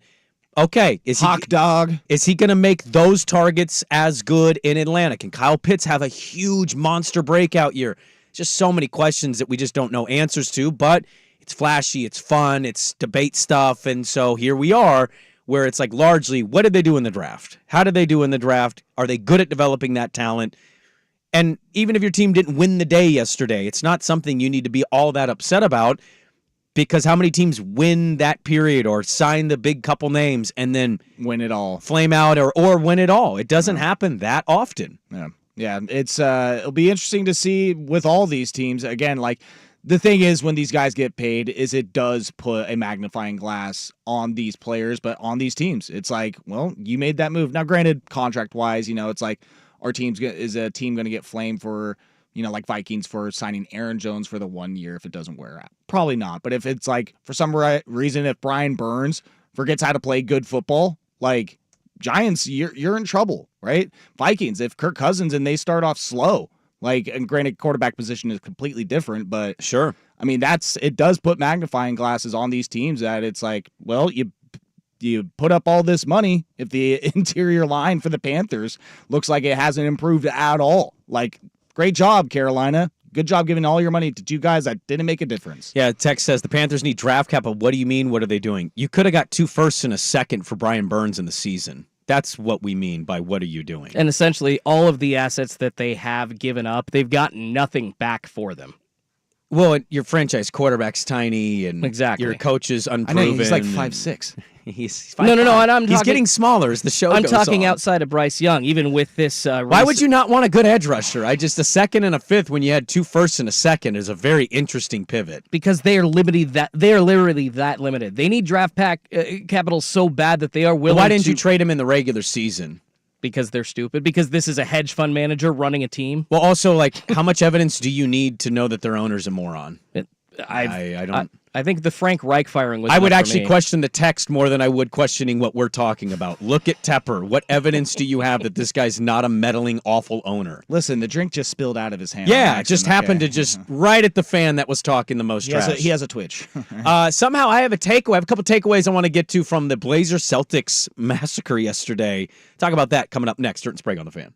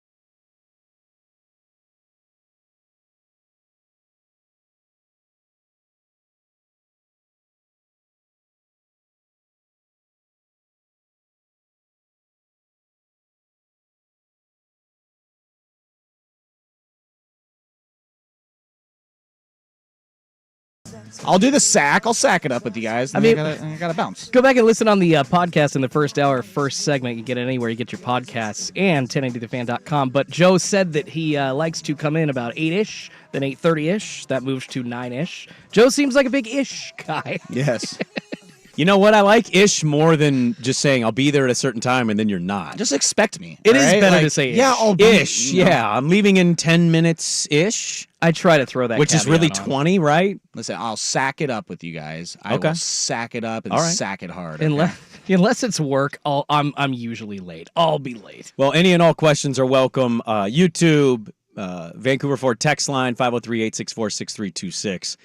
Blazers get absolutely housed by the Celtics last night, which is no surprise. It wasn't housed. I mean, there were times of it was getting into that housing territory. I think they cut it to like 8 at one point. They cut it to 8-10 a couple times. I was like, scrappy little bunch out there. The bench warmers were in by the end of the game. Yeah. It's, Well, yeah, because then it was like a 20-point lead, but I made a winning bet. they did not give up. All right, they didn't give up. Celtics were 5.5, 6-point favorites at half. First half line. Oh, okay. A half, yeah. I mean, because they were like 13.5-point favorites or something like that. Yeah, So for the they game. covered- Wait, Well, they as covered well. the number. That was the Covered that as first well. half line or the line at the end of the first half? That was the line for the first half. Gotcha. Sorry, yeah. That was nice to cash. But, yeah, Portland, it wasn't. I wasn't expecting a win by any stretch. That was a loaded Celtic team that only didn't play Drew Holiday, so we didn't get to play his tribute video. But And Chris Stapps also sat out. Chris too. Stapps, Porzingis, yes, as well. I was more bummed about Holiday. We had a big 2-minute video to play for his time as a Blazer. All of the times that he shook Joe's hand and said thank you and then left. No, but, DeAndre's been playing really well lately. Yes, he looks like he kind of gives an F. Yeah, and he's been. I've waited. I've been waiting and waiting on this because I'm not gonna say, well, a guy played well for 4 games. Ha ha! Look at this. He's amazing now. Hey, I need to see played- more of it when you're a max player. He's played well for 5 games, buddy. No, he's put it together longer than that. I'll be very fair to DeAndre Ayton there. Ant continues to kind of be up and down. Like he has these moments, and I'm like, hell yeah, and then yeah. I don't know, teams just do stuff to him and he turns the ball over. Sometimes off the court stuff might be. It just looks like his head isn't always there from what I see from him. Scoot does the same thing. He's like up and then he's down. He's, hey, look at this. And then it's 4 turnovers and it's not so great. Do you guys watch Boston last night and see title winner? Because it's interesting to me. Ken Barkley's done this. I saw Matt Moore, who covers the NBA for the Action Network, said this yesterday. They seem like a favorite fade team. People want to fade them, not bet on them. And one of the things I heard was Joe Mazzulla. He's, he might get out coached by certain guys in the playoffs, and so it makes it more untrustworthy. I don't know if I agree with all of it, and Brown kind of seems to be becoming the kind of go-to guy for them because Tatum and him trade off, but Brown is a little better in clutch time than Tatum. Dude, Brown had like 30 shots before the 4th quarter. He's unbelievable. I was like, my God. Well, he was just physically backing he had a play where he just took Ant to the cup and just moved him and did a little finger roll in. Are you guys fading the Celtics, or do you still think they win the East? They're going to win the East. Like, they have, a 7-8 game lead. What if they have Miami round 1? See, and this is the thing, is that I think the reason they have the fade or getting that moniker is because you do have a team like Miami where you've seen them turn it up during playoff time. And that they can flip that switch. I think they've also owned Boston a little bit here. As much as people question the Bucks, it's like, well, they have a championship. They did get it done one year, so they're always going to have that little bit of confidence in that team because it's like they still have Giannis, they still have Chris Middleton, they still have Robin Lopez. Excuse me. Rolo's gone. Brooke. Robin Lopez is on that team. No, he No, got he's not. released. He got Sorry, I'm getting the two Released confused. and Brooke traded. is the one who shoots threes. Yes, my bad. I apologize. Brooke's the one that gets mad when Dame shoots. Yes. Robin was reading a book Yes. after the trade I deadline. think he's living in Milwaukee. I think he's just kind of accepting retired life and Apologies. I got that State Apologies. Farm commercial where they're arguing over the ball. That is a great. Hey, he's getting commercial, paid by the still. way. Yeah, but Doc, people don't trust Milwaukee because of Doc. And I don't blame him on that, but I think with the way that Dame and Giannis have been playing together lately, like since the All-Star game, I think it was something else like 2 players with like 20 and 10 or 30 and 10 in back-to-back games for the first time in NBA history. So them two, they seem like they're starting to figure it out. They're running more pick and roll. They're doing a lot of it. There was a good piece by Eric Nim of The Athletic about how this is changing over the year, and a lot of it is Doc making them run a lot of this stuff in practice. Mm-hmm. So you practice what you do, and so you go out there and they're running a lot of the stuff they're doing in practice. It's starting to translate on the court. I think outside of those 2 teams, though, like 76ers, huge question mark with Embiid's health. New York Knicks. It doesn't feel like he's coming back. Yeah, New York Knicks, no. Like until I Talk about health. Yeah, until I see it, no. Pacers. They just scored 73 points in a game. And almost Knicks. won. Yeah, Did you see that? 79-73? Yeah, I was gonna say. Such a Yeah, I low did see that score. score the other day. That A was throwback. like, dude. I was like, that's what I said. I was like, what year is it? The Mid-90s. Oh my god. That was a very slow-paced game. It's like, all right, we're Yes. just not gonna shoot until 5 seconds left in the shot clock. It was odd. The Lakers had 69 against the Wolves the other night at halftime. I'm like, oh, the Knicks scored 73 in a whole game. And I think Joe Mazzulla, he's a little weird. Not gonna lie, he's a little weird. You don't like coaches that watch The Town 3 times a week? Or sleep with their mouth taped shut. Have you seen The Wire? It's the best show of all time. But he feels like he's keeping this team mentally checked in where it's just like, we haven't done anything yet. Like these other teams have somewhat proved that they can make a run in the playoffs, and that like someone asked him like, oh, how do you feel like these teams are competing with you? It's like, they're not competing with us. They've kind of already shown that they can pull through and get to the finals and be competitive in the finals. Whereas, yeah, they got there against the Warriors, but showed their youth, showed that they didn't have the stamina to last through the finals. Mm-hmm. And so I think he has them in the right mental state that regardless of how good they are playing, it is not good enough. I know we're up against it, so I will just quickly say I love Boston's complete roster. It seems They're like deep. They got some good pieces with the Porzingis, when they're healthy. Yeah, with the Porzingis trade. I mean, no Drew Holiday last night, so Peyton had to start. I do still feel like with that complete team, their rotation is a bit small. So yeah, they're going to win the East easily. But for me, it's a toss-up between Milwaukee and Boston for getting to the NBA Finals. Tyson Alger covers everything locally for the I-5 corridor. We'll dive into a hodgepodge of things with Tyson Alger for the Daily Ticker next. But first, Schulte with a sports update. Now, from the Fan Sports Desk, a Sports Center update on 1080 The Fan. This update is brought to you by A&E Plumbing, Heating, and Air, serving Portland, Southwest Washington, and the Gorge. Online at a&eheatingandcooling.com. It's hard to stop a train. First on the Fan, a ton of moves to officially start NFL free agency. The New York Jets bringing an actual backup in for Aaron Rodgers. They're signing Tyrod Taylor as well as former Ravens guard John Simpson. They also agreed to a one-year deal with former 49ers defensive tackle Javon Kinlaw. Staying in that same division, the Patriots signing quarterback Jacoby Brissett to a one-year, $8 million contract. And the Vegas Raiders going with quarterback Gardner Minshew on a 2-year, $25 million deal. The Minnesota Vikings making a couple of moves as well. They've signed running back Aaron Jones for 1 year, $7 million, as well as quarterback Sam Darnold to a one-year deal. In the association, the Trailblazers taking a beating at the hands of the Boston Celtics last night, 121-99 the final. Jaylen Brown and Jason Tatum combining for 53 points. Portland on a rest day today before hosting the Atlanta Hawks tomorrow. More sports scores and stories in 30 minutes. I'm Schulte at the 1080 The Fan Sports Desk. Listen live or on demand on the Odyssey app, The Fan's desktop player, or tell your smart speaker to play 1080 The Fan. The Fan is live on YouTube and Twitch. And now, Window Nation brings you on-demand videos. Watch Window Nation's window into 1080 The Fan.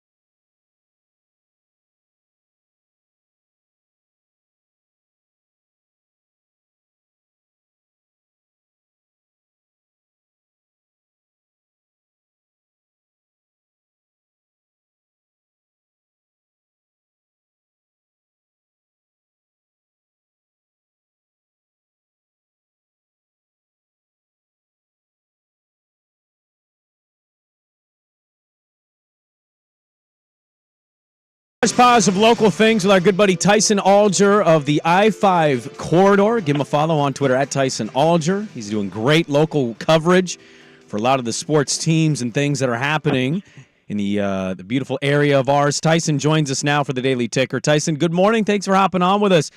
Where are you at on the Pac-12 tournament? Are you excited for this? Does it feel like a foregone conclusion that Arizona's going to win it? Oregon got the 4 seed. Where's Tyson Alger at right now on the Pac-12 tournament?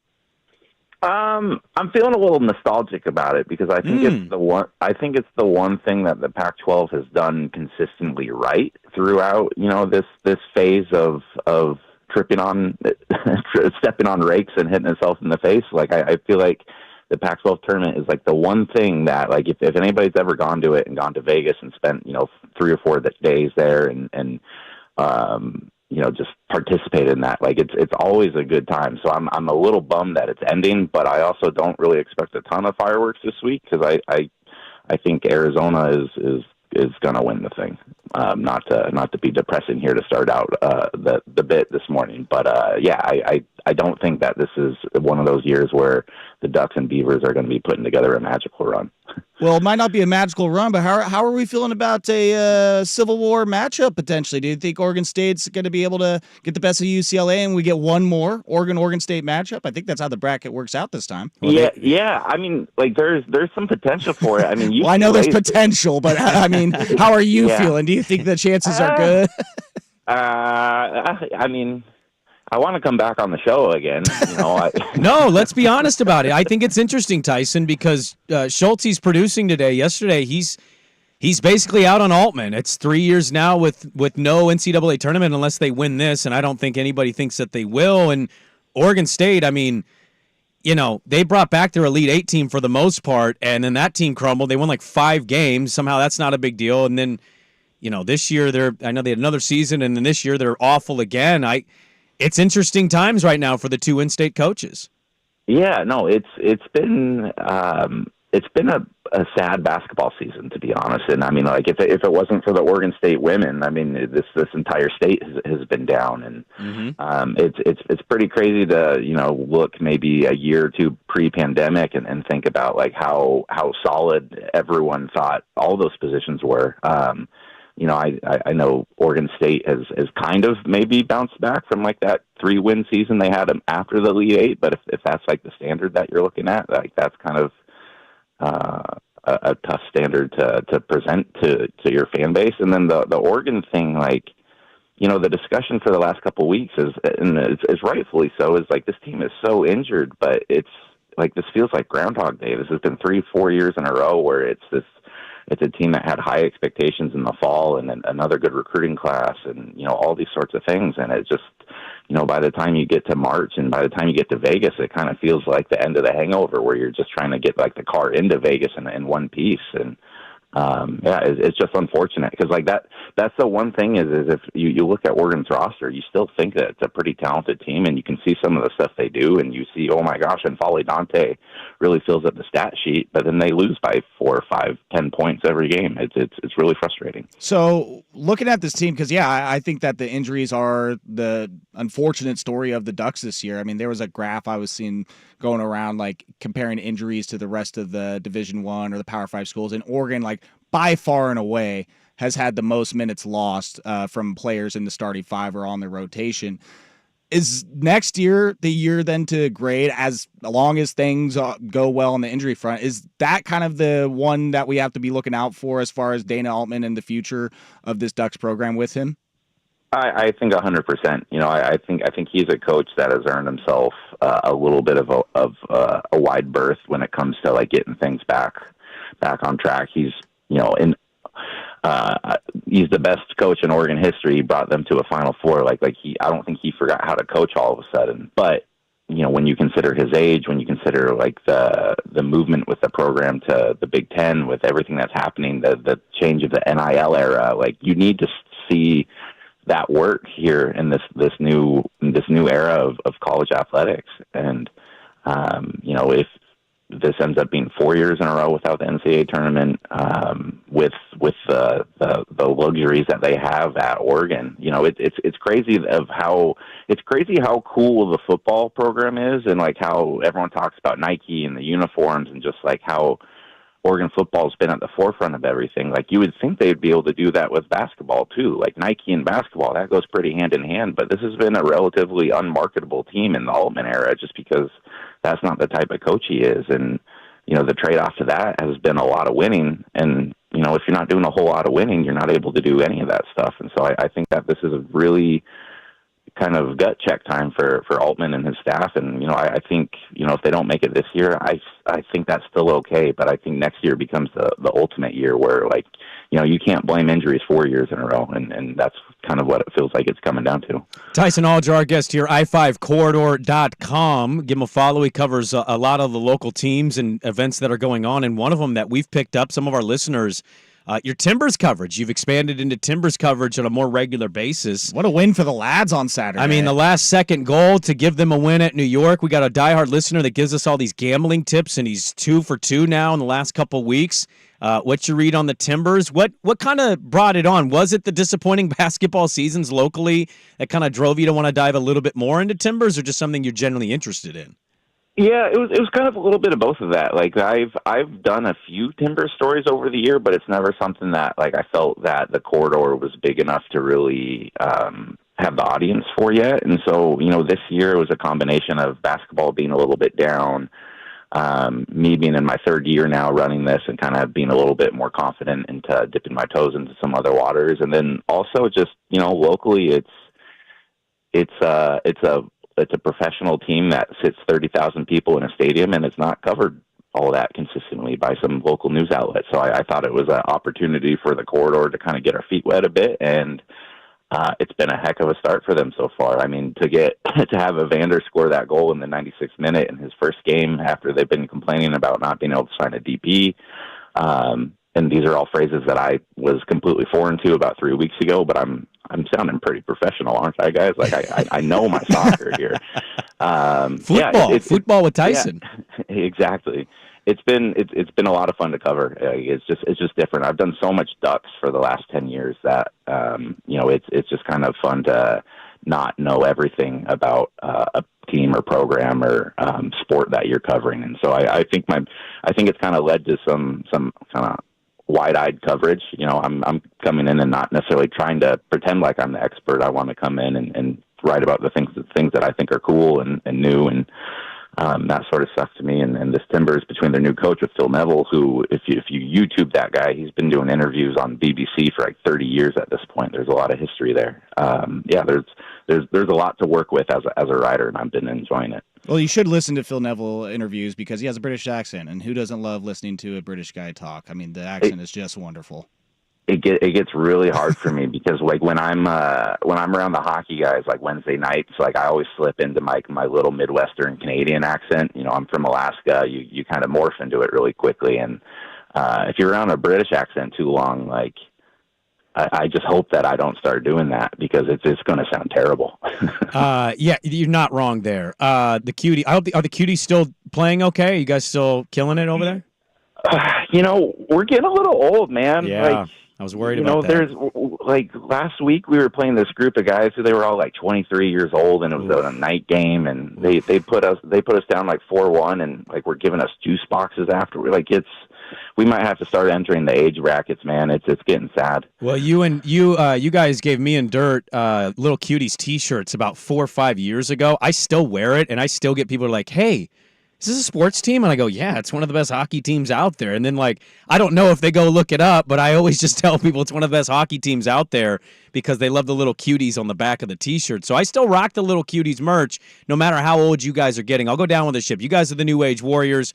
Just let you age gracefully, and even if you don't win a championship in last year, I'll stick with you forever. I'm loyal that way. I wanna get you out of here though. You mentioned the Ducks. Spring football is going to start soon. This is it, right? Like you mentioned the difference of excitement between football, basketball, and rightfully so. I also think, one coach is in his 30s, the other coach is not in his 30s. It's a new world here. This is the expectations. He has got a loaded roster. He might have the best team just on paper in the conference. Maybe that's Ohio State to some.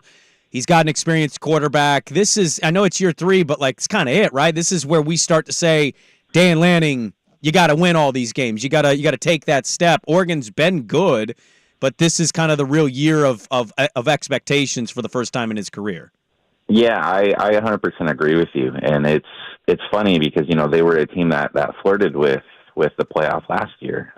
They beat Washington one of those 2 games. They're maybe playing in those final 4, but looking at this, I kind of feel like the Bo Nix era for the Ducks might have kind of been the prologue to like what the real Dan Lanning era is, because as you've watched that team kind of assemble talent the last couple of years and put things together and put that coaching staff together. If Dylan Gabriel can come in and maybe come close to matching that production, which, I think is a lot of an ask because Bo Nix put together one of the better seasons in Oregon football history, but Gabriel's very experienced. He has similar stats. If he can come in there and handle that, I think this team, I think this team, the expectations that people are throwing around are valid. They're as talented as they've ever been at the skill positions. The offensive line is, you're losing Jackson Powers Johnson, but you're returning both of your tackles. You're returning your guards. The defense imported pieces. I just really like what they're doing, and it's going to be an interesting era kind of moving forward where you have so much depth in these kind of power 2 team or these power 2 conferences, so much depth because of recruiting. Like I'm just curious as to like how extended these windows are, because it used to kind of feel like a team or a roster would peak for 2 or 3 years and then you'd kind of have to rebuild a little bit. But at this point, like if you can go in and plug and play a quarterback every single time you graduate one out, this could be the start of a really large window here for the Ducks. And it's all interesting that we're talking about that as I'm just about to head down to Eugene for pro day and watch Bo Nix throw for the last time. So it's kind of a end of an era there as the Ducks get the new one going with Gabriel and Dante Moore and everyone later this week. As quickly as you can, I'm a subscriber to the I-5 Corridor. I have been since you created the website. I enjoy the coverage. As quickly as you can, just plug maybe what's coming. Sounds like we got some pro day stuff to look for on the I-5 Corridor website. Anything else? Yeah, we're saying goodbye to Bo Nix today on the I-5 Corridor. We have a profile on the Portland Timbers Anthony coming up, and then also we are going to be continuing introducing the Big Ten series. We're going to be doing that next week with Penn State, I believe. So, I've got some good stuff coming up the next couple weeks, and then obviously basketball coverage as well. Absolutely. Tyson Alger, I-5 Corridor, busting his butt locally, doing a great job. Thanks for hopping on with us, Tyson. It's always great to catch up with you. Hey, thank you so much. Yep, there we go. Tyson Alger, I-5 Corridor. Went along there on the ticker, but had dove into a lot of local things there. Crunch Time is next. Dirt and Sprague on the Fan. Who's stinking it up? Do not go in there. It's time for Who's Stinking It Up, a sports lowlight that's ripped from the headlines. We couldn't do diddly poo. Brought to you by Three Mountains Plumbing. Schedule your appointment online at threemountainsplumbing.com. Henderson behind the back, ran into traffic, lost the handle, Boston the other way. Hauser, catch, shoot, 3, drilled it. Yeah, there's Kevin Clabber, Roots Sports on the call. Scoot with 5 turnovers yesterday. 13-8, though. 13 points, 8 assists. Schulte just hates He does hate Scoot. Scoot. How many threes did he make? What was he, like 1 of 5? Yeah. How old is he? Hauser? He was killing it. How What are you old talking is he? about? He's like 20. Oh. So they that track record of 20-year-old point guards killing the league? Stop. They drafted a very young Sebastian Telfair that was supposed to be good, too. Come on. Okay, that's certainly a choice. I guess who's stinking it up? Schulte says Scoot. Brought to you by Three Mountains Plumbing. Make plumbing and electrical services delightful. Get your time back. Let the pros tackle those projects you need completed. Schedule an appointment online. Three Mountains Plumbing. That's threemountainsplumbing.com.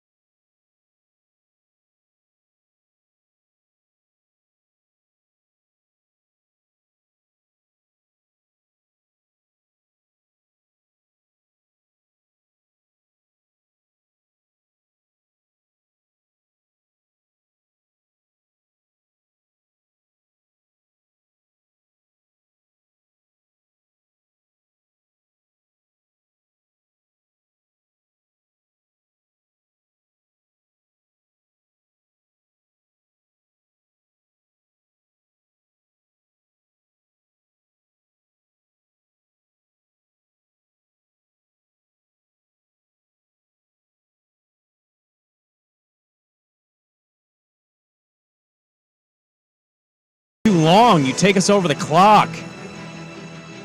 Damn it, man. Yeah, all my fault. Sorry, guys. Is Bo Nix gonna have he's got to have a nice little day today. There was a little bit of questioning combine stuff. He's now in the comfort of the Eugene campus, pro day for the Oregon Ducks.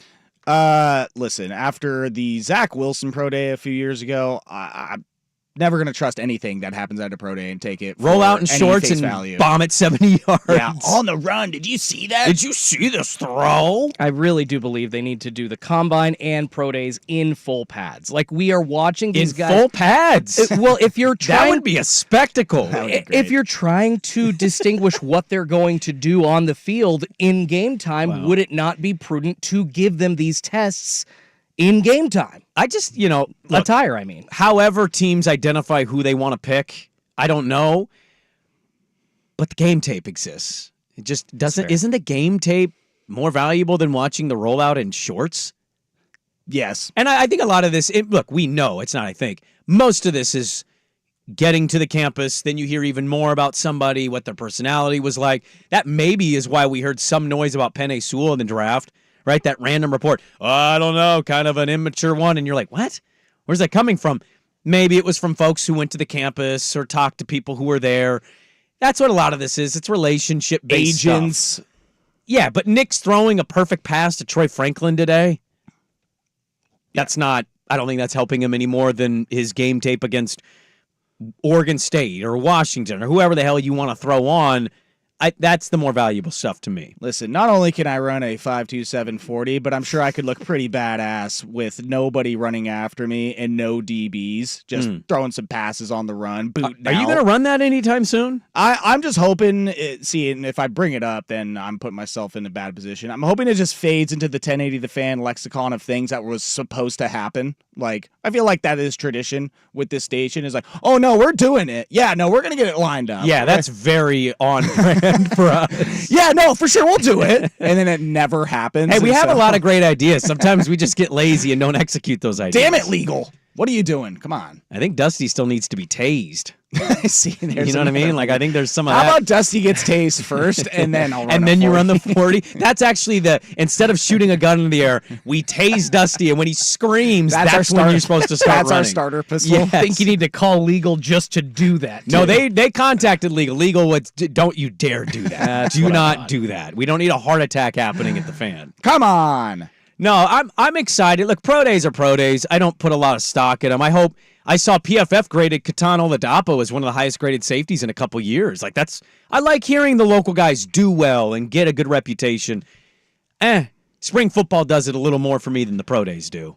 And the Ducks are about to start spring football. It's interesting. I haven't talked a whole lot of Oregon State spring football. And largely that's because, it just started, and some of this stuff builds up for about 2-3 weeks, then they take a break, and then they come back and then do the whole game.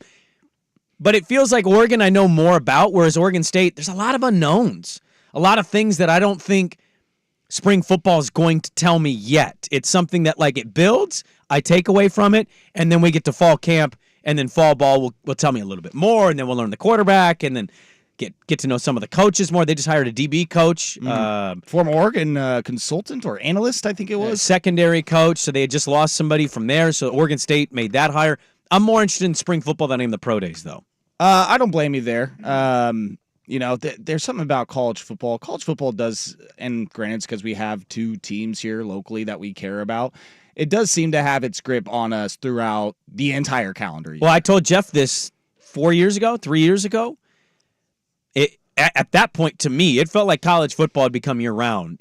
For a long time, college football, especially in like this business, it was seasonal, right? It was like, hey, football's here. Oh, no, it's gone. Okay, we don't talk.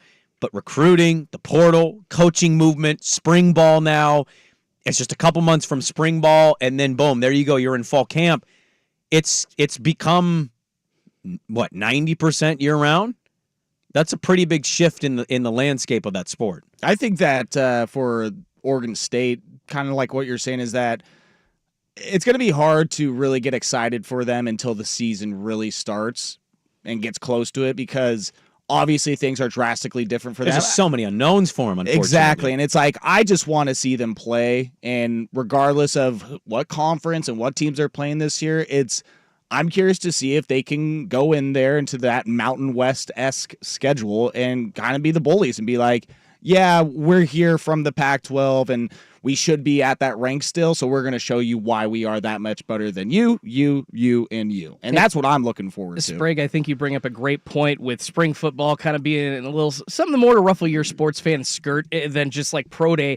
I feel like we've kind of seen this NIL thing and the coaching carousel that was a story before, but now we've seen that become as big as like the NFL offseason, right? Oh, so yeah, it's massive. Yeah, that's kind of taken the shine a little bit off of pro day, which I feel like we really had on our calendars before. Oh, we root for the guys at the pro days, but largely it doesn't concern us. No, and it took our focus, to like January and February more for college football as opposed to March and April, which I'm all right with. That's Crunch Time, brought to the fan by Crunch Fitness, as low as $9.99 a month, multiple locations in Portland, Vancouver, and online at crunch.com. Loaded final hour, including the mail sack. Get those mail sack questions in. Hour number 3, Dirt and Sprague on the Fan. Time is money. At Leif's Auto Collision Centers, we take your time seriously. Did you know our exclusive repair process allows us to start work on your vehicle immediately? No scheduling. One call to Leif's, we'll set up a claim, pick up and drop off your vehicle anywhere in the Northwest. Factory parts, pre-loss repairs. Remember, while other body shops work for insurers, trading cheap parts for referrals, we work for you. Need advice, diminished value, loss of use, attorney recommendations? At Leif's, we've got you covered. Hey, it's Suk. Vulcan Design and Construction helped me turn my backyard into a true outdoor living space. Now the area I used a few times a year is my favorite place to hang out year-round. To check out their award-winning designs for yourself or to book your free consultation, go to vulcandc.com. Your home, your savings, your children. Everything that matters to you is at stake in a divorce, and for many of our clients, a divorce was unwanted. This is Rick Jones. At Goldberg Jones,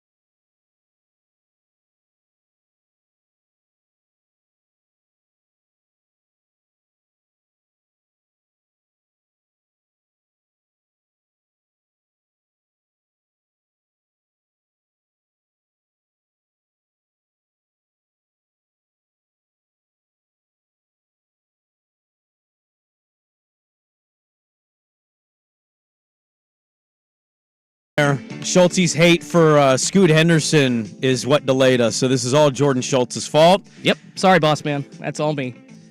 We have a loaded final hour of the show. We got the mail sack coming up at 8:15, so any and all questions, the mail sack is just whatever you want to ask us. It can be sports, non-sports, doesn't matter. We'll dive into a couple other NFL things and notes. We got a beef going on in the National Football League between a radio host and a running back. Find that to be an odd position to take. But you're dead to me. Very, very New York-esque. You're going to be swimming in the Hudson's Bay. You know what? That guy is interesting in general. He is. His career, what people say about him, and he's the one attacking a running back. I don't know. I find that whole thing odd. But I want to remind you guys that we have a killer basketball party coming up here. George McCoy at Warren Allen Attorneys at Law presents Fan Madness Thursday and Friday, March 21st, 22nd, from noon to 7 each day. No better place to watch the tournament than the Stadium Sports Bar at A. Danny and Dusty and Isaac and Suk will be live broadcasting the shows. Come hang out with us all day. Fan Madness presented by George McCoy at Warren Allen Attorneys at Law. Injuries and missing work ruining your day? Call George McCoy at warrenallen.com. He'll make them pay. For more info on Fan Madness, go to 1080thefan.com. I have it cleared up now. Friday, the 22nd, is the day we're taking a party bus to A. I have that confirmed. You going to be on the party bus? Yeah. You joining the party bus, huh? Yeah. Hopefully it is. Will that make you happy and stop hating me? Be a part of the team, Sprague. I missed axe throwing, and I got in trouble for that. Be a team player, okay? It's not always easy. I leave here, and it's... Were you in the building when they were leaving for axe throwing? I wasn't, no. Oh, yeah, it was at like noon. It was a noon thing, and I'm off at 9, and... my kids have school. They get out. I got to pick them up, and it's not. I love how you're the one getting crap for that. It's like, well, then you know what, Suk, Isaac, Buck, they all need to show up, even though they got an afternoon show for that as well. Damn it! It really wasn't anybody really pissed. I wasn't there. It was more Joe Fisher kind of guilted me a little bit. No. You gave me some flack. You're like, you went to that. And I was like, well, that's not at all what happened. You guys. I said, you went to that. How was it? And you went, yeah, well, it was great to know my coworkers. That's not how that went either. You could ask Patrick Harris right now. He'll back me on this. We talked about everything. Erroneous in all counts. We have a lot to get to. I want to start. I'm confused here. I don't know everything there is to know about team building in football. I've also said, though, a lot of the teams don't either. Look at what they do. Mac Jones is worth a sixth, and you know he's going to be a backup, but Justin Fields... What's happening there? I'm not a big Justin Fields guy, but Mac Jones gets you sixth, and he won't play unless Lawrence gets hurt. There's not any team that needs a quarterback to just fill in for a year to say, here you go, Chicago, we'll get you out of what you're dealing with.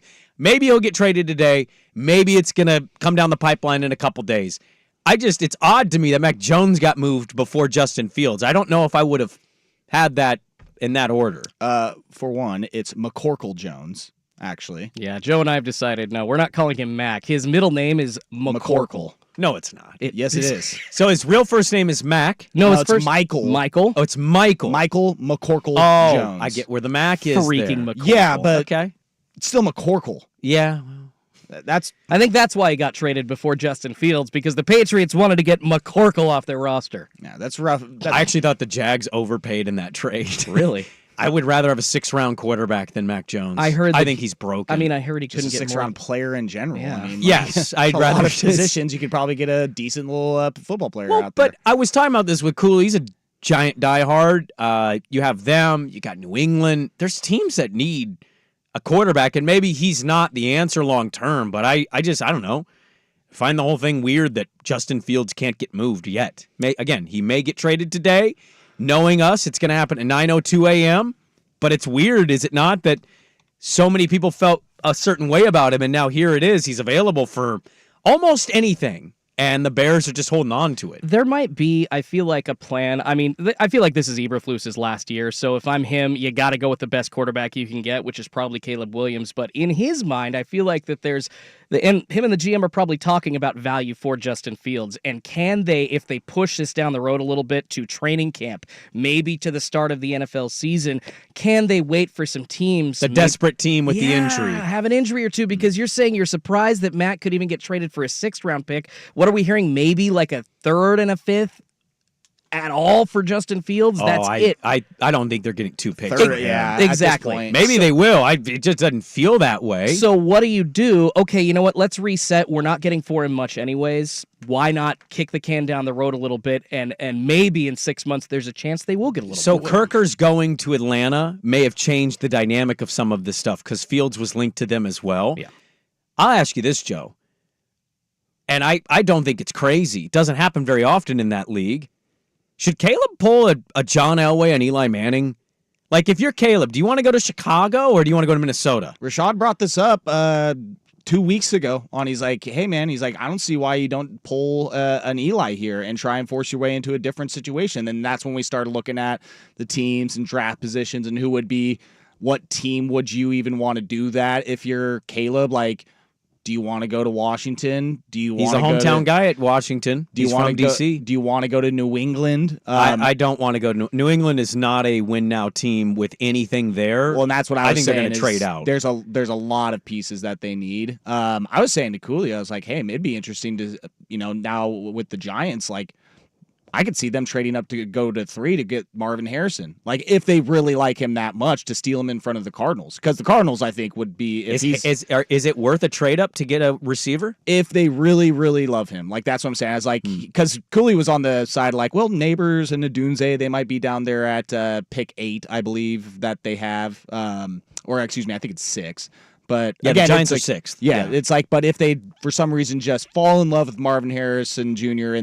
on the pro day or the lead up to the draft, talking to him and the agent, like, do they try and make that move and the Patriots move down? But besides that, on the Fields thing, is like you look at the teams across the league now, it's like the options are pretty slim as far as like who would be even interested. Like, are the Broncos really going to give up a pick to go after Justin Fields? No, they're trying to get picks back. That's what I'm saying. It's like, are they really going to give up draft capital? The Raiders signed Minshew, so that eliminated another team. They're not going to take Fields after giving Minshew, $15 million guaranteed. I mean, it's kind of the Patriots. I mean, the Titans, are they going to bring him in to compete with Levis? Like, maybe the Jets. Do you bring Fields in if you're the Jets? They already got Tyrod Taylor. So. Oh, you're right. They just signed him. You're right. Off. Yeah, there's just not a lot of spots for him there. Carolina's a calling.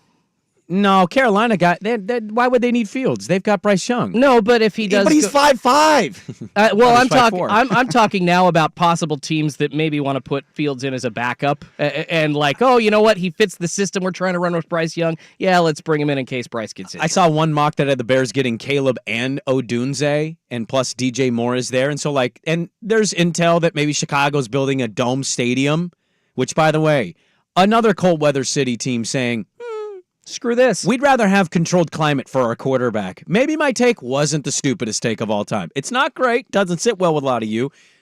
Buffalo should have a dome. But like, if you're Caleb, Justin Jefferson, Kevin O'Connell, or Matt Eberflus and what the Bears are. What are the Vikings picking?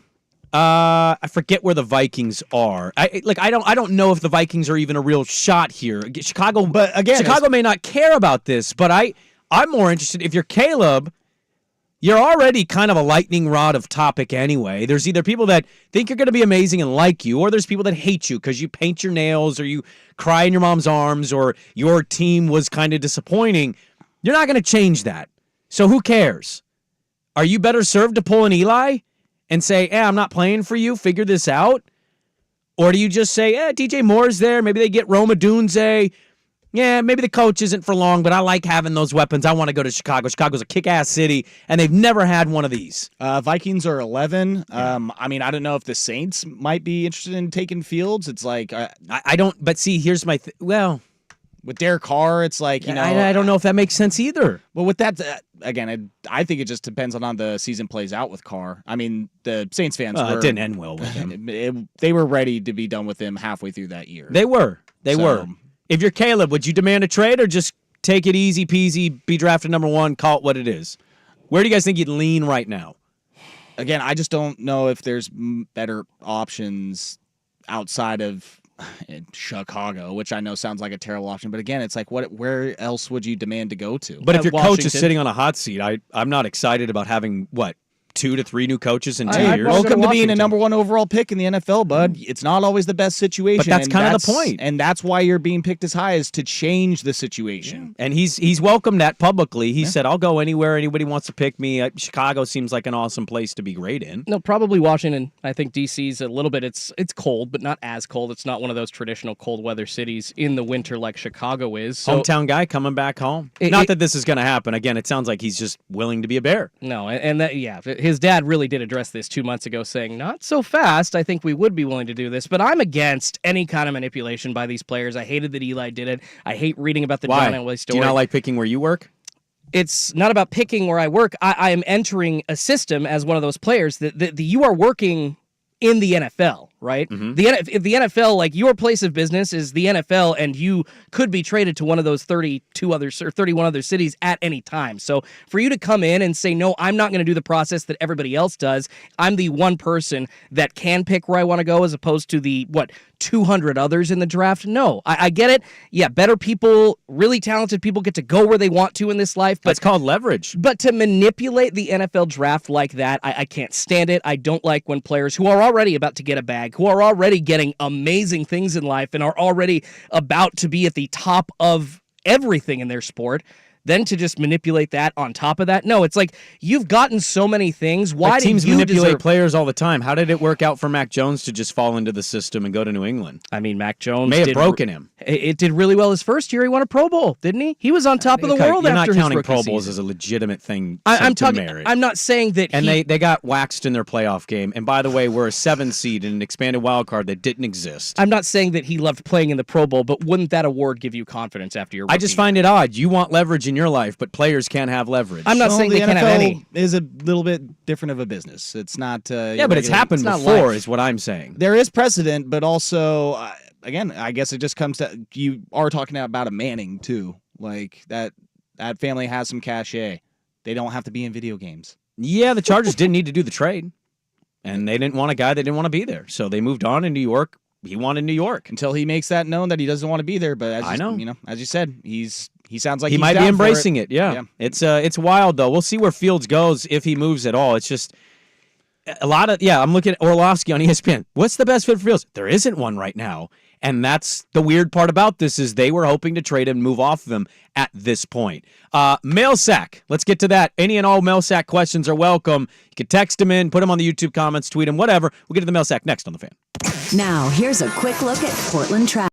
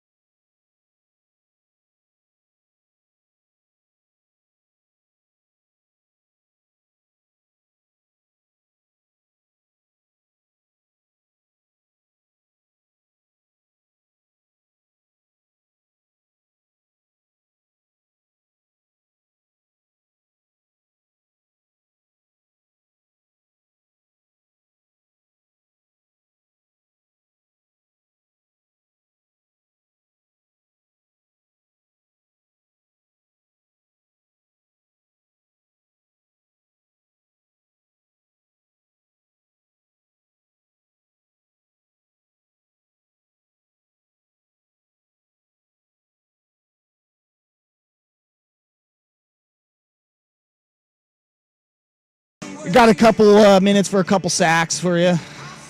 Couple little sacks. Yeah. You love those sacks, Joe. So do I. do. So does Sprague. We all do. Some thoughts coming in, Schulte, on your hot takes. Your hot take? Which one?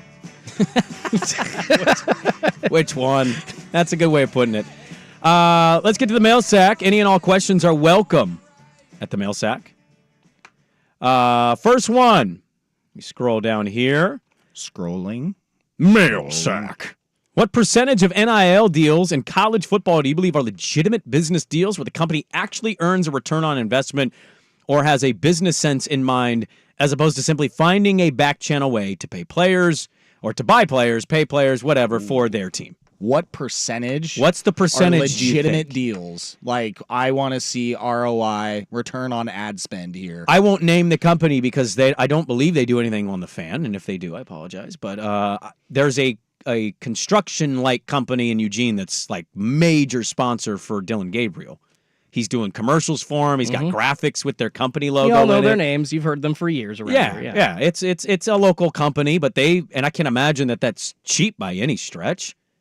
But that's a real company. Yeah, no, it's a real company, but I guess what this person's saying is that a pure business ROI thing, or is that we're donating to Oregon Duck football and we're a massive part of it this year because we're tied to the player? Listen, what I've learned in my little sales career here is that sports is a passion play, man. Sometimes you get in the ear of the right person in the right position, whether it's in the marketing department or just the owner, CEO, that to them it might not even make sense at all from a return on ad spend ROI. They just want to be affiliated with the team. If they just want to have that connection to the team and love hearing their spots, the being able to hang out with Dylan Gabriel for a couple minutes every few months because he has to come in and record a commercial, like just having that connection there. By the way, if you want to be a part of the Ducks or 1080 the Fan, give me a call.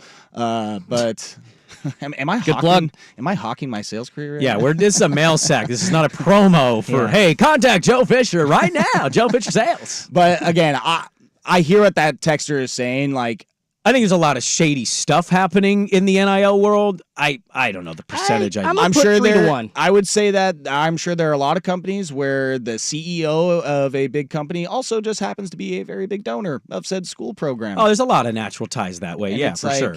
Hey, you come here and maybe you just so happen to get some of this money too. I don't know if it speaks to the year we're in. I'm very disappointed with the lack of local car commercials with superstar college athletes now. Hi. I'm Dylan Gabriel. I thought, come on down. Yeah, Mercedes-Benz in Eugene. I thought we'd for sure get more of those, like the wacky old school car commercials with, insert whoever the athlete. And Folly Dante here for General Springfield Motors, or whatever it is. We'll drive your way to a touchdown. Well, and I like what I like what the texter's getting at too. I want more of that in my life. The way that you guys are describing it, it feels like these companies are legit, but hey, we all know how to do some tax write-offs out there, right? Like, I'm sure that, we've bought a couple of things in our lives at home throughout the year that, you can add at your IRS return at the end. And I'm assuming that there's the same kind of mentality. So, like, most of these are legit companies, but all of the deals are not really, like you guys said,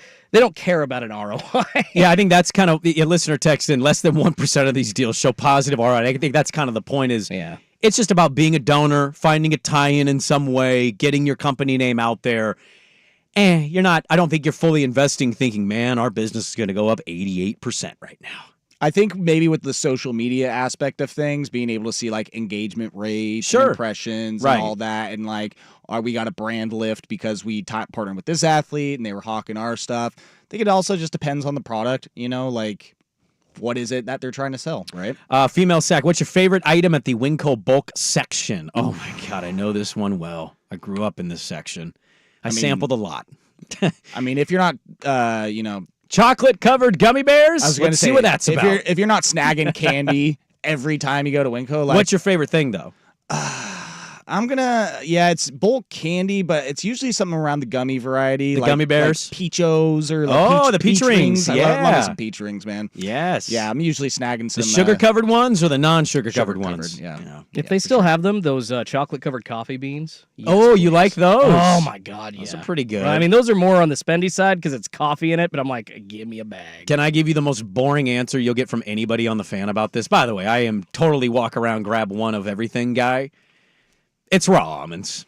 You can't beat the price. It's a good deal. Healthy snack. You know what? That is a healthy nut. I'm ashamed to say it out loud. A medium pizza Sprague. So yeah, unfortunately, mine's the raw almond. Mail sack question here. What is the I told you so moment about fatherhood I'm most looking forward to poking fun at Dirt about? I mean, by the way, he'll be back on Monday. It has to be missing work for the birth of your child.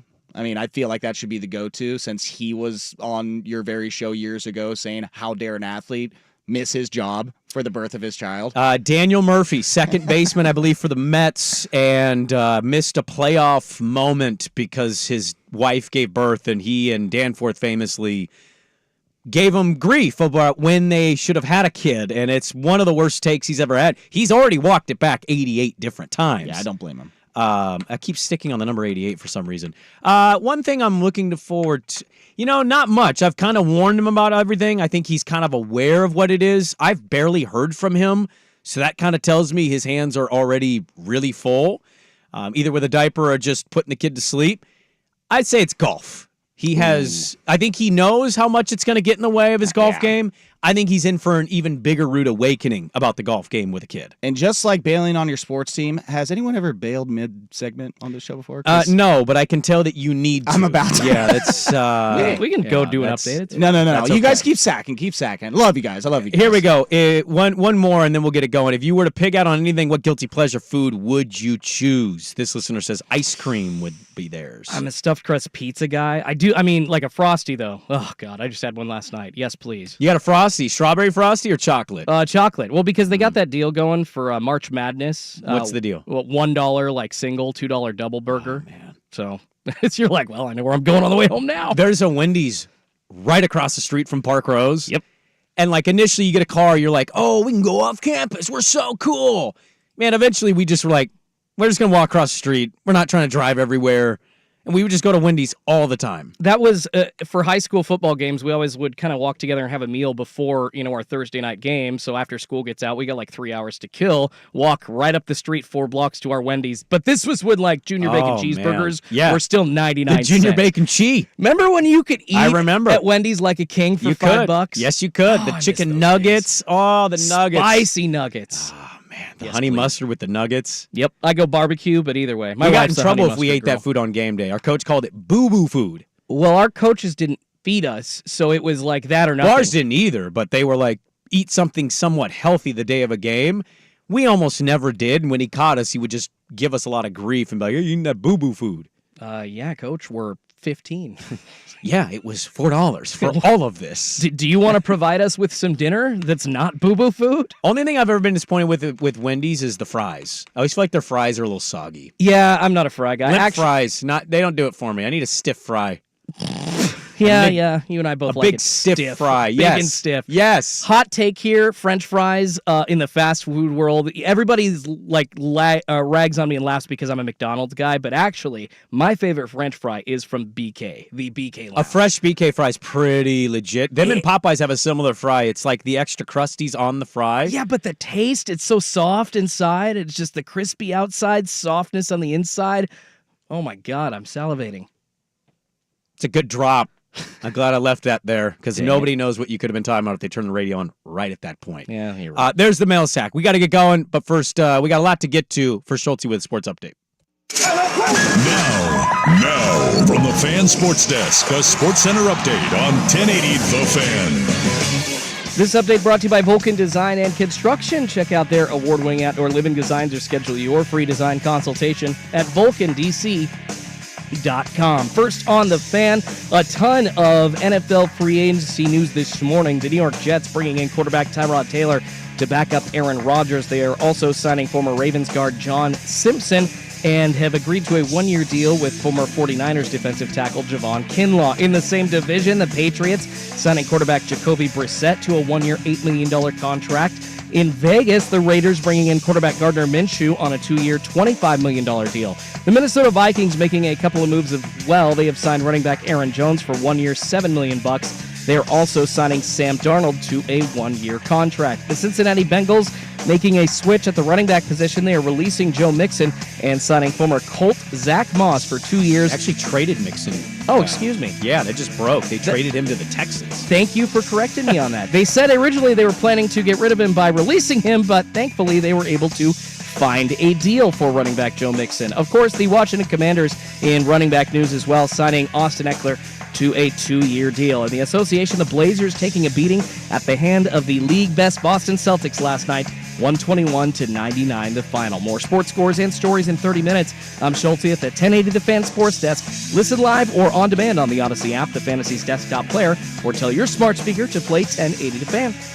Your favorite fan shows are on YouTube. Mash the subscribe button and like us for live streaming video and 1080 The Fan on demand.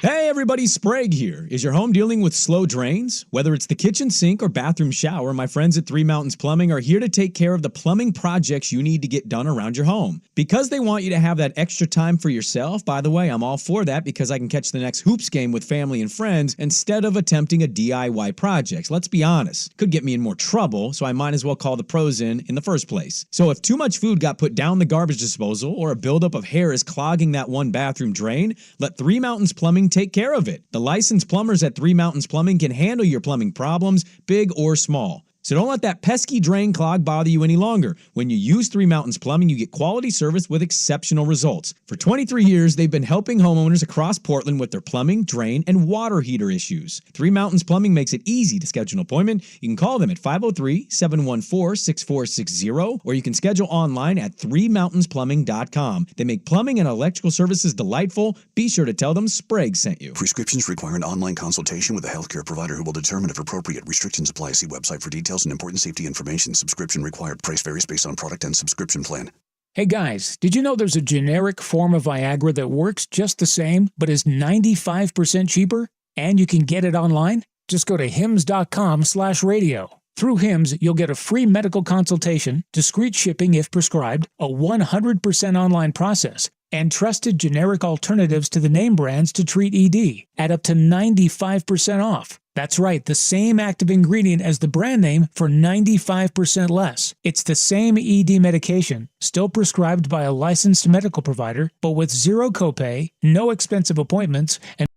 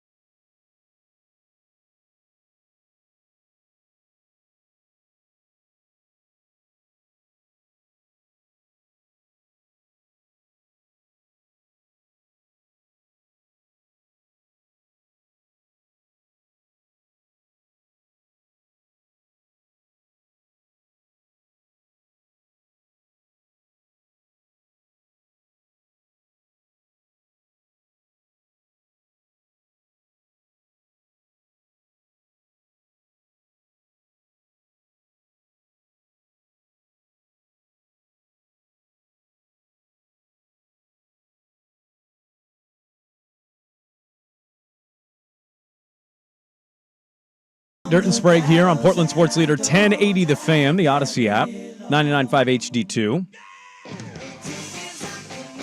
HD2. Did you, by the way, Marcus Mariota's found a home. He's a Washington Commander. Oh, okay. Not surprising. Probably, what, $5 million deal or so? Yeah, small little vet deal, 1-year deal. Kind of feels like it might be it for him here. Try to hold on to this backup spot and then kind of be one of those guys that may fade out of the NFL. 1-year deal as a backup. You don't think he's going to hang on as a backup for a few more years? I wouldn't be stunned if you told me in 2 years Mariota wasn't in the league. Yeah. And that's not a knock on him per se. It's just like it didn't work out as a franchise guy. Yeah. Right? Tennessee, we talked earlier about leverage.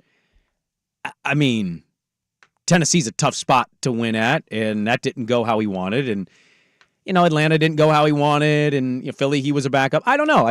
I wouldn't be shocked if in 2 years he's like, do I want to be a backup or third-string guy anymore? I don't know. The money's not bad, but to keep doing it, we'll see. But he's going to be a backup in Washington. He doesn't seem like he needs football. He loves playing, but he doesn't need to be there. I think he just had a kid a couple of years ago. He's made his money. Yeah. He's helping out with his high school back in Hawaii. He's got a lot of cool stuff that he does in Eugene. He comes back frequently.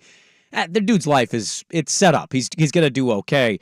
Saquon Barkley, I guess I haven't done it right. I need to pick a fight with an athlete. Tiki Barber on WFan has been critical of Saquon. Basically, we have the cut here. Do we still have the Saquon cut that we pulled from the last time, Schulte? It was a Tiki cut. I never had Tiki the cut. No, I didn't mean Saquon. I meant the Tiki cut the on other one. Saquon. Okay, well, we have a cut. I want to play it. Oh, here it is. I got it right here. So here was Tiki Barber. He was talking about Saquon. Is this the new one or the old one? This is the new one responding to him after he signed with the Eagles. Okay. God. So I'll tee it up this way. Tiki basically on his show on WFan said, don't sign with the Eagles. Everything you've built here will be over. We will not like you anymore. It'll all be done. And then Saquon, who, by the way, not offered a contract extension at all by the Giants, went and signed with the Eagles. And Tiki, because Saquon basically called him out publicly, Tiki went to WFan and had this to say back to Saquon. I've been retired for 17 years, 18 years. I am now in the media. The fact that my emotional reaction responding to you going to the Philadelphia Eagles, which is, by the way, the voice of a lot of Giants fans. I'd say the majority of Giants fans, and you're going to come back and talk about something from 17 years ago that you don't even understand or are misrepresenting? That's fine. Be that way then. I like Saquon Barkley. And by the way, saying dead to me was basically tongue-in-cheek, but it is what it is. Get offended. You've been a hater since I got to New York. Why have you been hating Saquon Barkley? I don't even know what he's talking about. I've done nothing but support Saquon Barkley. I'm not sure what he's talking about. Now, if he's going to pull this, I'm gone now, hate me if you want to, fine. We'll hate you, right? You're not talking to me because I don't care. I've been retired for a long time, almost 50 years old. See, I feel like Chris Mad Dog Russo leans into it harder at that point. If Saquon responds and he's like, oh, you want to go with me? Let's go. Come on. And Tiki Barber's like, I like you. We're cool. But Please. You literally didn't say that 3 days ago. I can't stand when people, whether it be media or company bosses or somebody in your life as a friend says, hey, yeah, I feel this way. And then 2 days later, well, I actually was saying that tongue in cheek, even though it sounded like I was leaning into it at the time. So, I'm the bigger person here. I'm fine. Shut up, Tiki. Is Saquon to Philly going to do anything? I'm kind of curious about Philadelphia and where they're going here. I mean, he's not going to get as many touchdowns. I feel like it's going to be a lot of tush pushes, taking those end zone 1 or 2 yards out. Is the tush push as effective without Kelsey? He's gone now. That's Fletcher a good Cox, question. he's gone now. And maybe that's what they brought Saquon in to do, is handle some of that extra load, because they know, you know what, we're not bringing back everybody from next year. I think they offered him 12 or 14 million to keep Jason Kelsey out of retirement. It didn't work. So now they got to give that money to somebody else. In steps Saquon. He's an amazing player. It's just, will he be healthy? That's an entirely different question. He's had, God, as a fantasy guy, I drafted him 2 different seasons and he went down with injury, one for a full year, the other for at least half a year. I mean, he's had 3 seasons of some decent health in the last couple of years. So I do think that the possibility's there, but it's definitely a question mark. He's really good when he's on the field. I liked a lot of the running back moves. I like Josh Jacobs. I don't know if I would have taken Jacobs over Aaron Jones. I know the age difference is there, but Aaron Jones is also one of those kind of means a lot in a locker room kind of guys.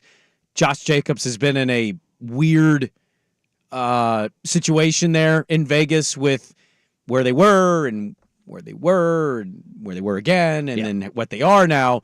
We'll see what he means to him. He's a hell of a football player. There's no doubt.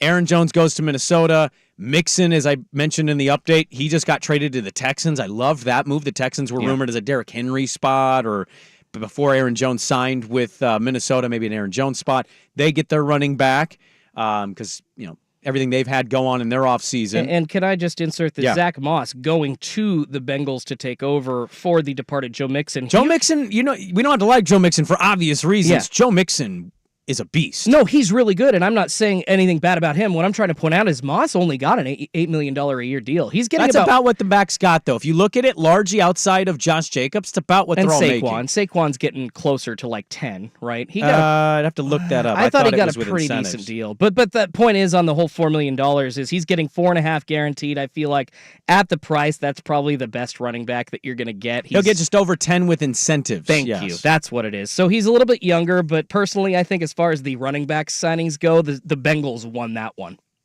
We'll see what Kellen Moore in Philadelphia has in store for Saquon Barkley. A big year for Nick Sirianni. If he's not going to win this year, he's gone. He's toast. Do they just elevate Kellen Moore at that point? We've heard him being tossed around as what an if their NFL offense head coach. Is very mid? Then no, obviously. I think it's a big year for Kellen Moore to show what. Yeah, he's an interesting dude too because I feel like his offense. Is it a little overrated? I mean, he was supposed to be the guy to help Justin Herbert. He was the scapegoat in Dallas, and then he went to Herbert, and it was kind of like, I mean, but he was not the problem in Los Angeles last year. The Chargers are talking about trading Mike Williams and Keenan Allen right now. Like their defense was also not healthy and just awful, and their coach was a defensive coach. So yes, there's much bigger problems than just Kellen Moore at the LA Chargers. We wrap it up with an important show note. Very important. I'll tell you what it is next on The Fan. The Herd with Colin Cowherd. Colin Cowherd. This year more than any year, I would argue.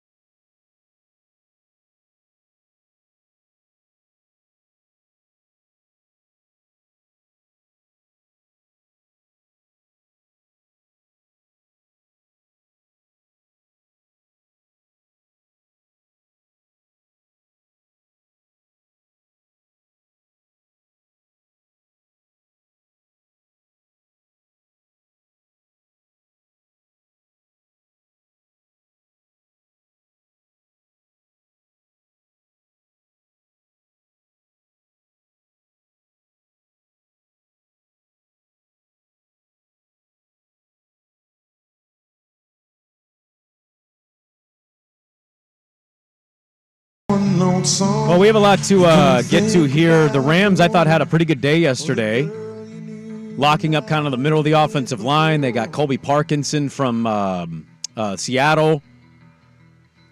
I like what they're doing. That's why I picked them to win the NFC. Wow. I like that. Well, you after the Super Bowl, you got to give your hot takes, right? And it's kind of boring to pick the same teams to win it again. Plus, the odds say it's probably not going to happen. So, you roll the dice. I picked the Rams. I thought they had a good day yesterday. Seahawks fans happy with what the Seahawks did or did not do? Kind of felt like they were waiting for more. Yeah, we heard the Lockett news, a couple other minor acquisitions. But Jordan Brooks signed with Miami, so they lost a linebacker in that. That's not good. But I would assume they're going to supplement through the draft. They've drafted so well. So when you see, I never get as worried about Seahawks' lack of moves or any moves on free agency days because they always draft well. John Schneider's a genius. If they can draft well, I think it makes up for some of the stuff that you lack or you didn't see in free agency.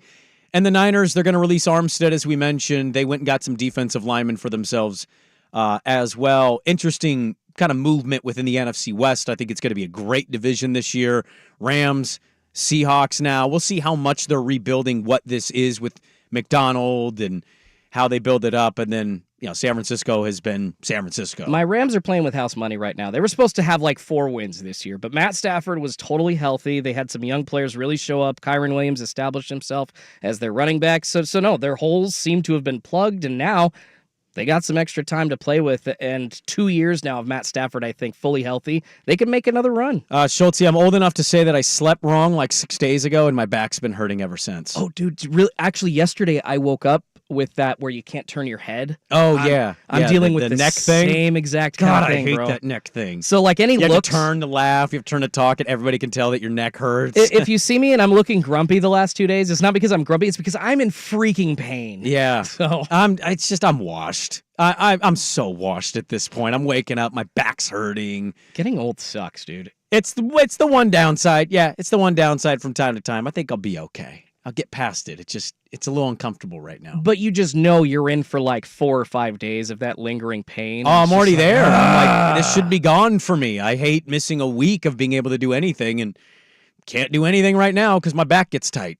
I'm so sorry. That's okay. I wish I had like a better solution for you other than taking Advil and a muscle relaxer. That's kind of what it is. It's taking Advil, heating, icing, trying to stretch it out as much as I possibly can. Yeah, muscle relaxers help. Just a little tiny one, yeah. Important show stuff to get to as we wrap here. Dirt's going to be back on Monday. Hallelujah. Thank the Lord. We did it. We got through the time off with him and his newborn Teddy ball game. He will be back on Monday. We'll be at full strength, ready to go. All the comments. Look, thank you guys for tuning in during this run. I have appreciated it more than I can even put into words. And if I could, I'd tell my therapist to hop on the horn to back that claim. But it's not easy when you're missing your partner. And I have missed him as much as you've missed him. And so I'm really excited to see him. Swag is calling the women's game for the Portland Pilots. He always parlays this Vegas trip into a couple extra days. I believe they won their semis last night. We got tagged in a tweet. And so I believe they're in the championship against Gonzaga, which is going to be a tall task because Gonzaga smoked them last time they played. But Swag will be back on Monday as well. So we'll be a full-strength Dirt and Sprague, 100% charged up, ready to go come Monday morning. Am I here tomorrow then? Is he gone? Nobody told me.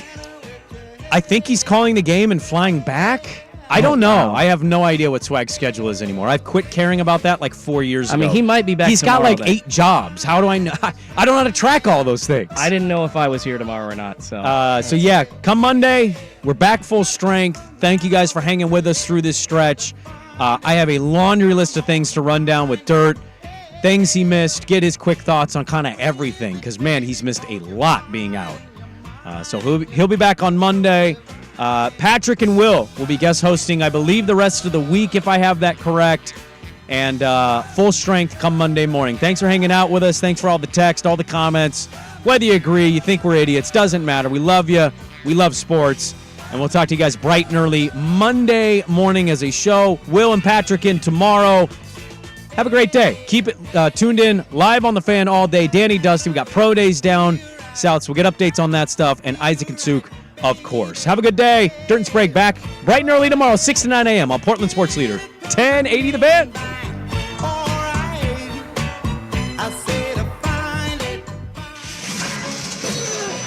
I'm Trista Crick with BetQL. The Utah Jazz were a lock to hit the over for much of the season before coming back to earth about a month ago. They're back at it again, folks, with 4 overs in a row. This is a team that when they get hot, they light it up for 2 or more weeks at a time, so strike while the iron's hot and hit those Jazz overs while they're still filling up them buckets. I'm Trista Crick, hoping you beat Go the extra mile, and the ones who get in early so everyone can go home on time.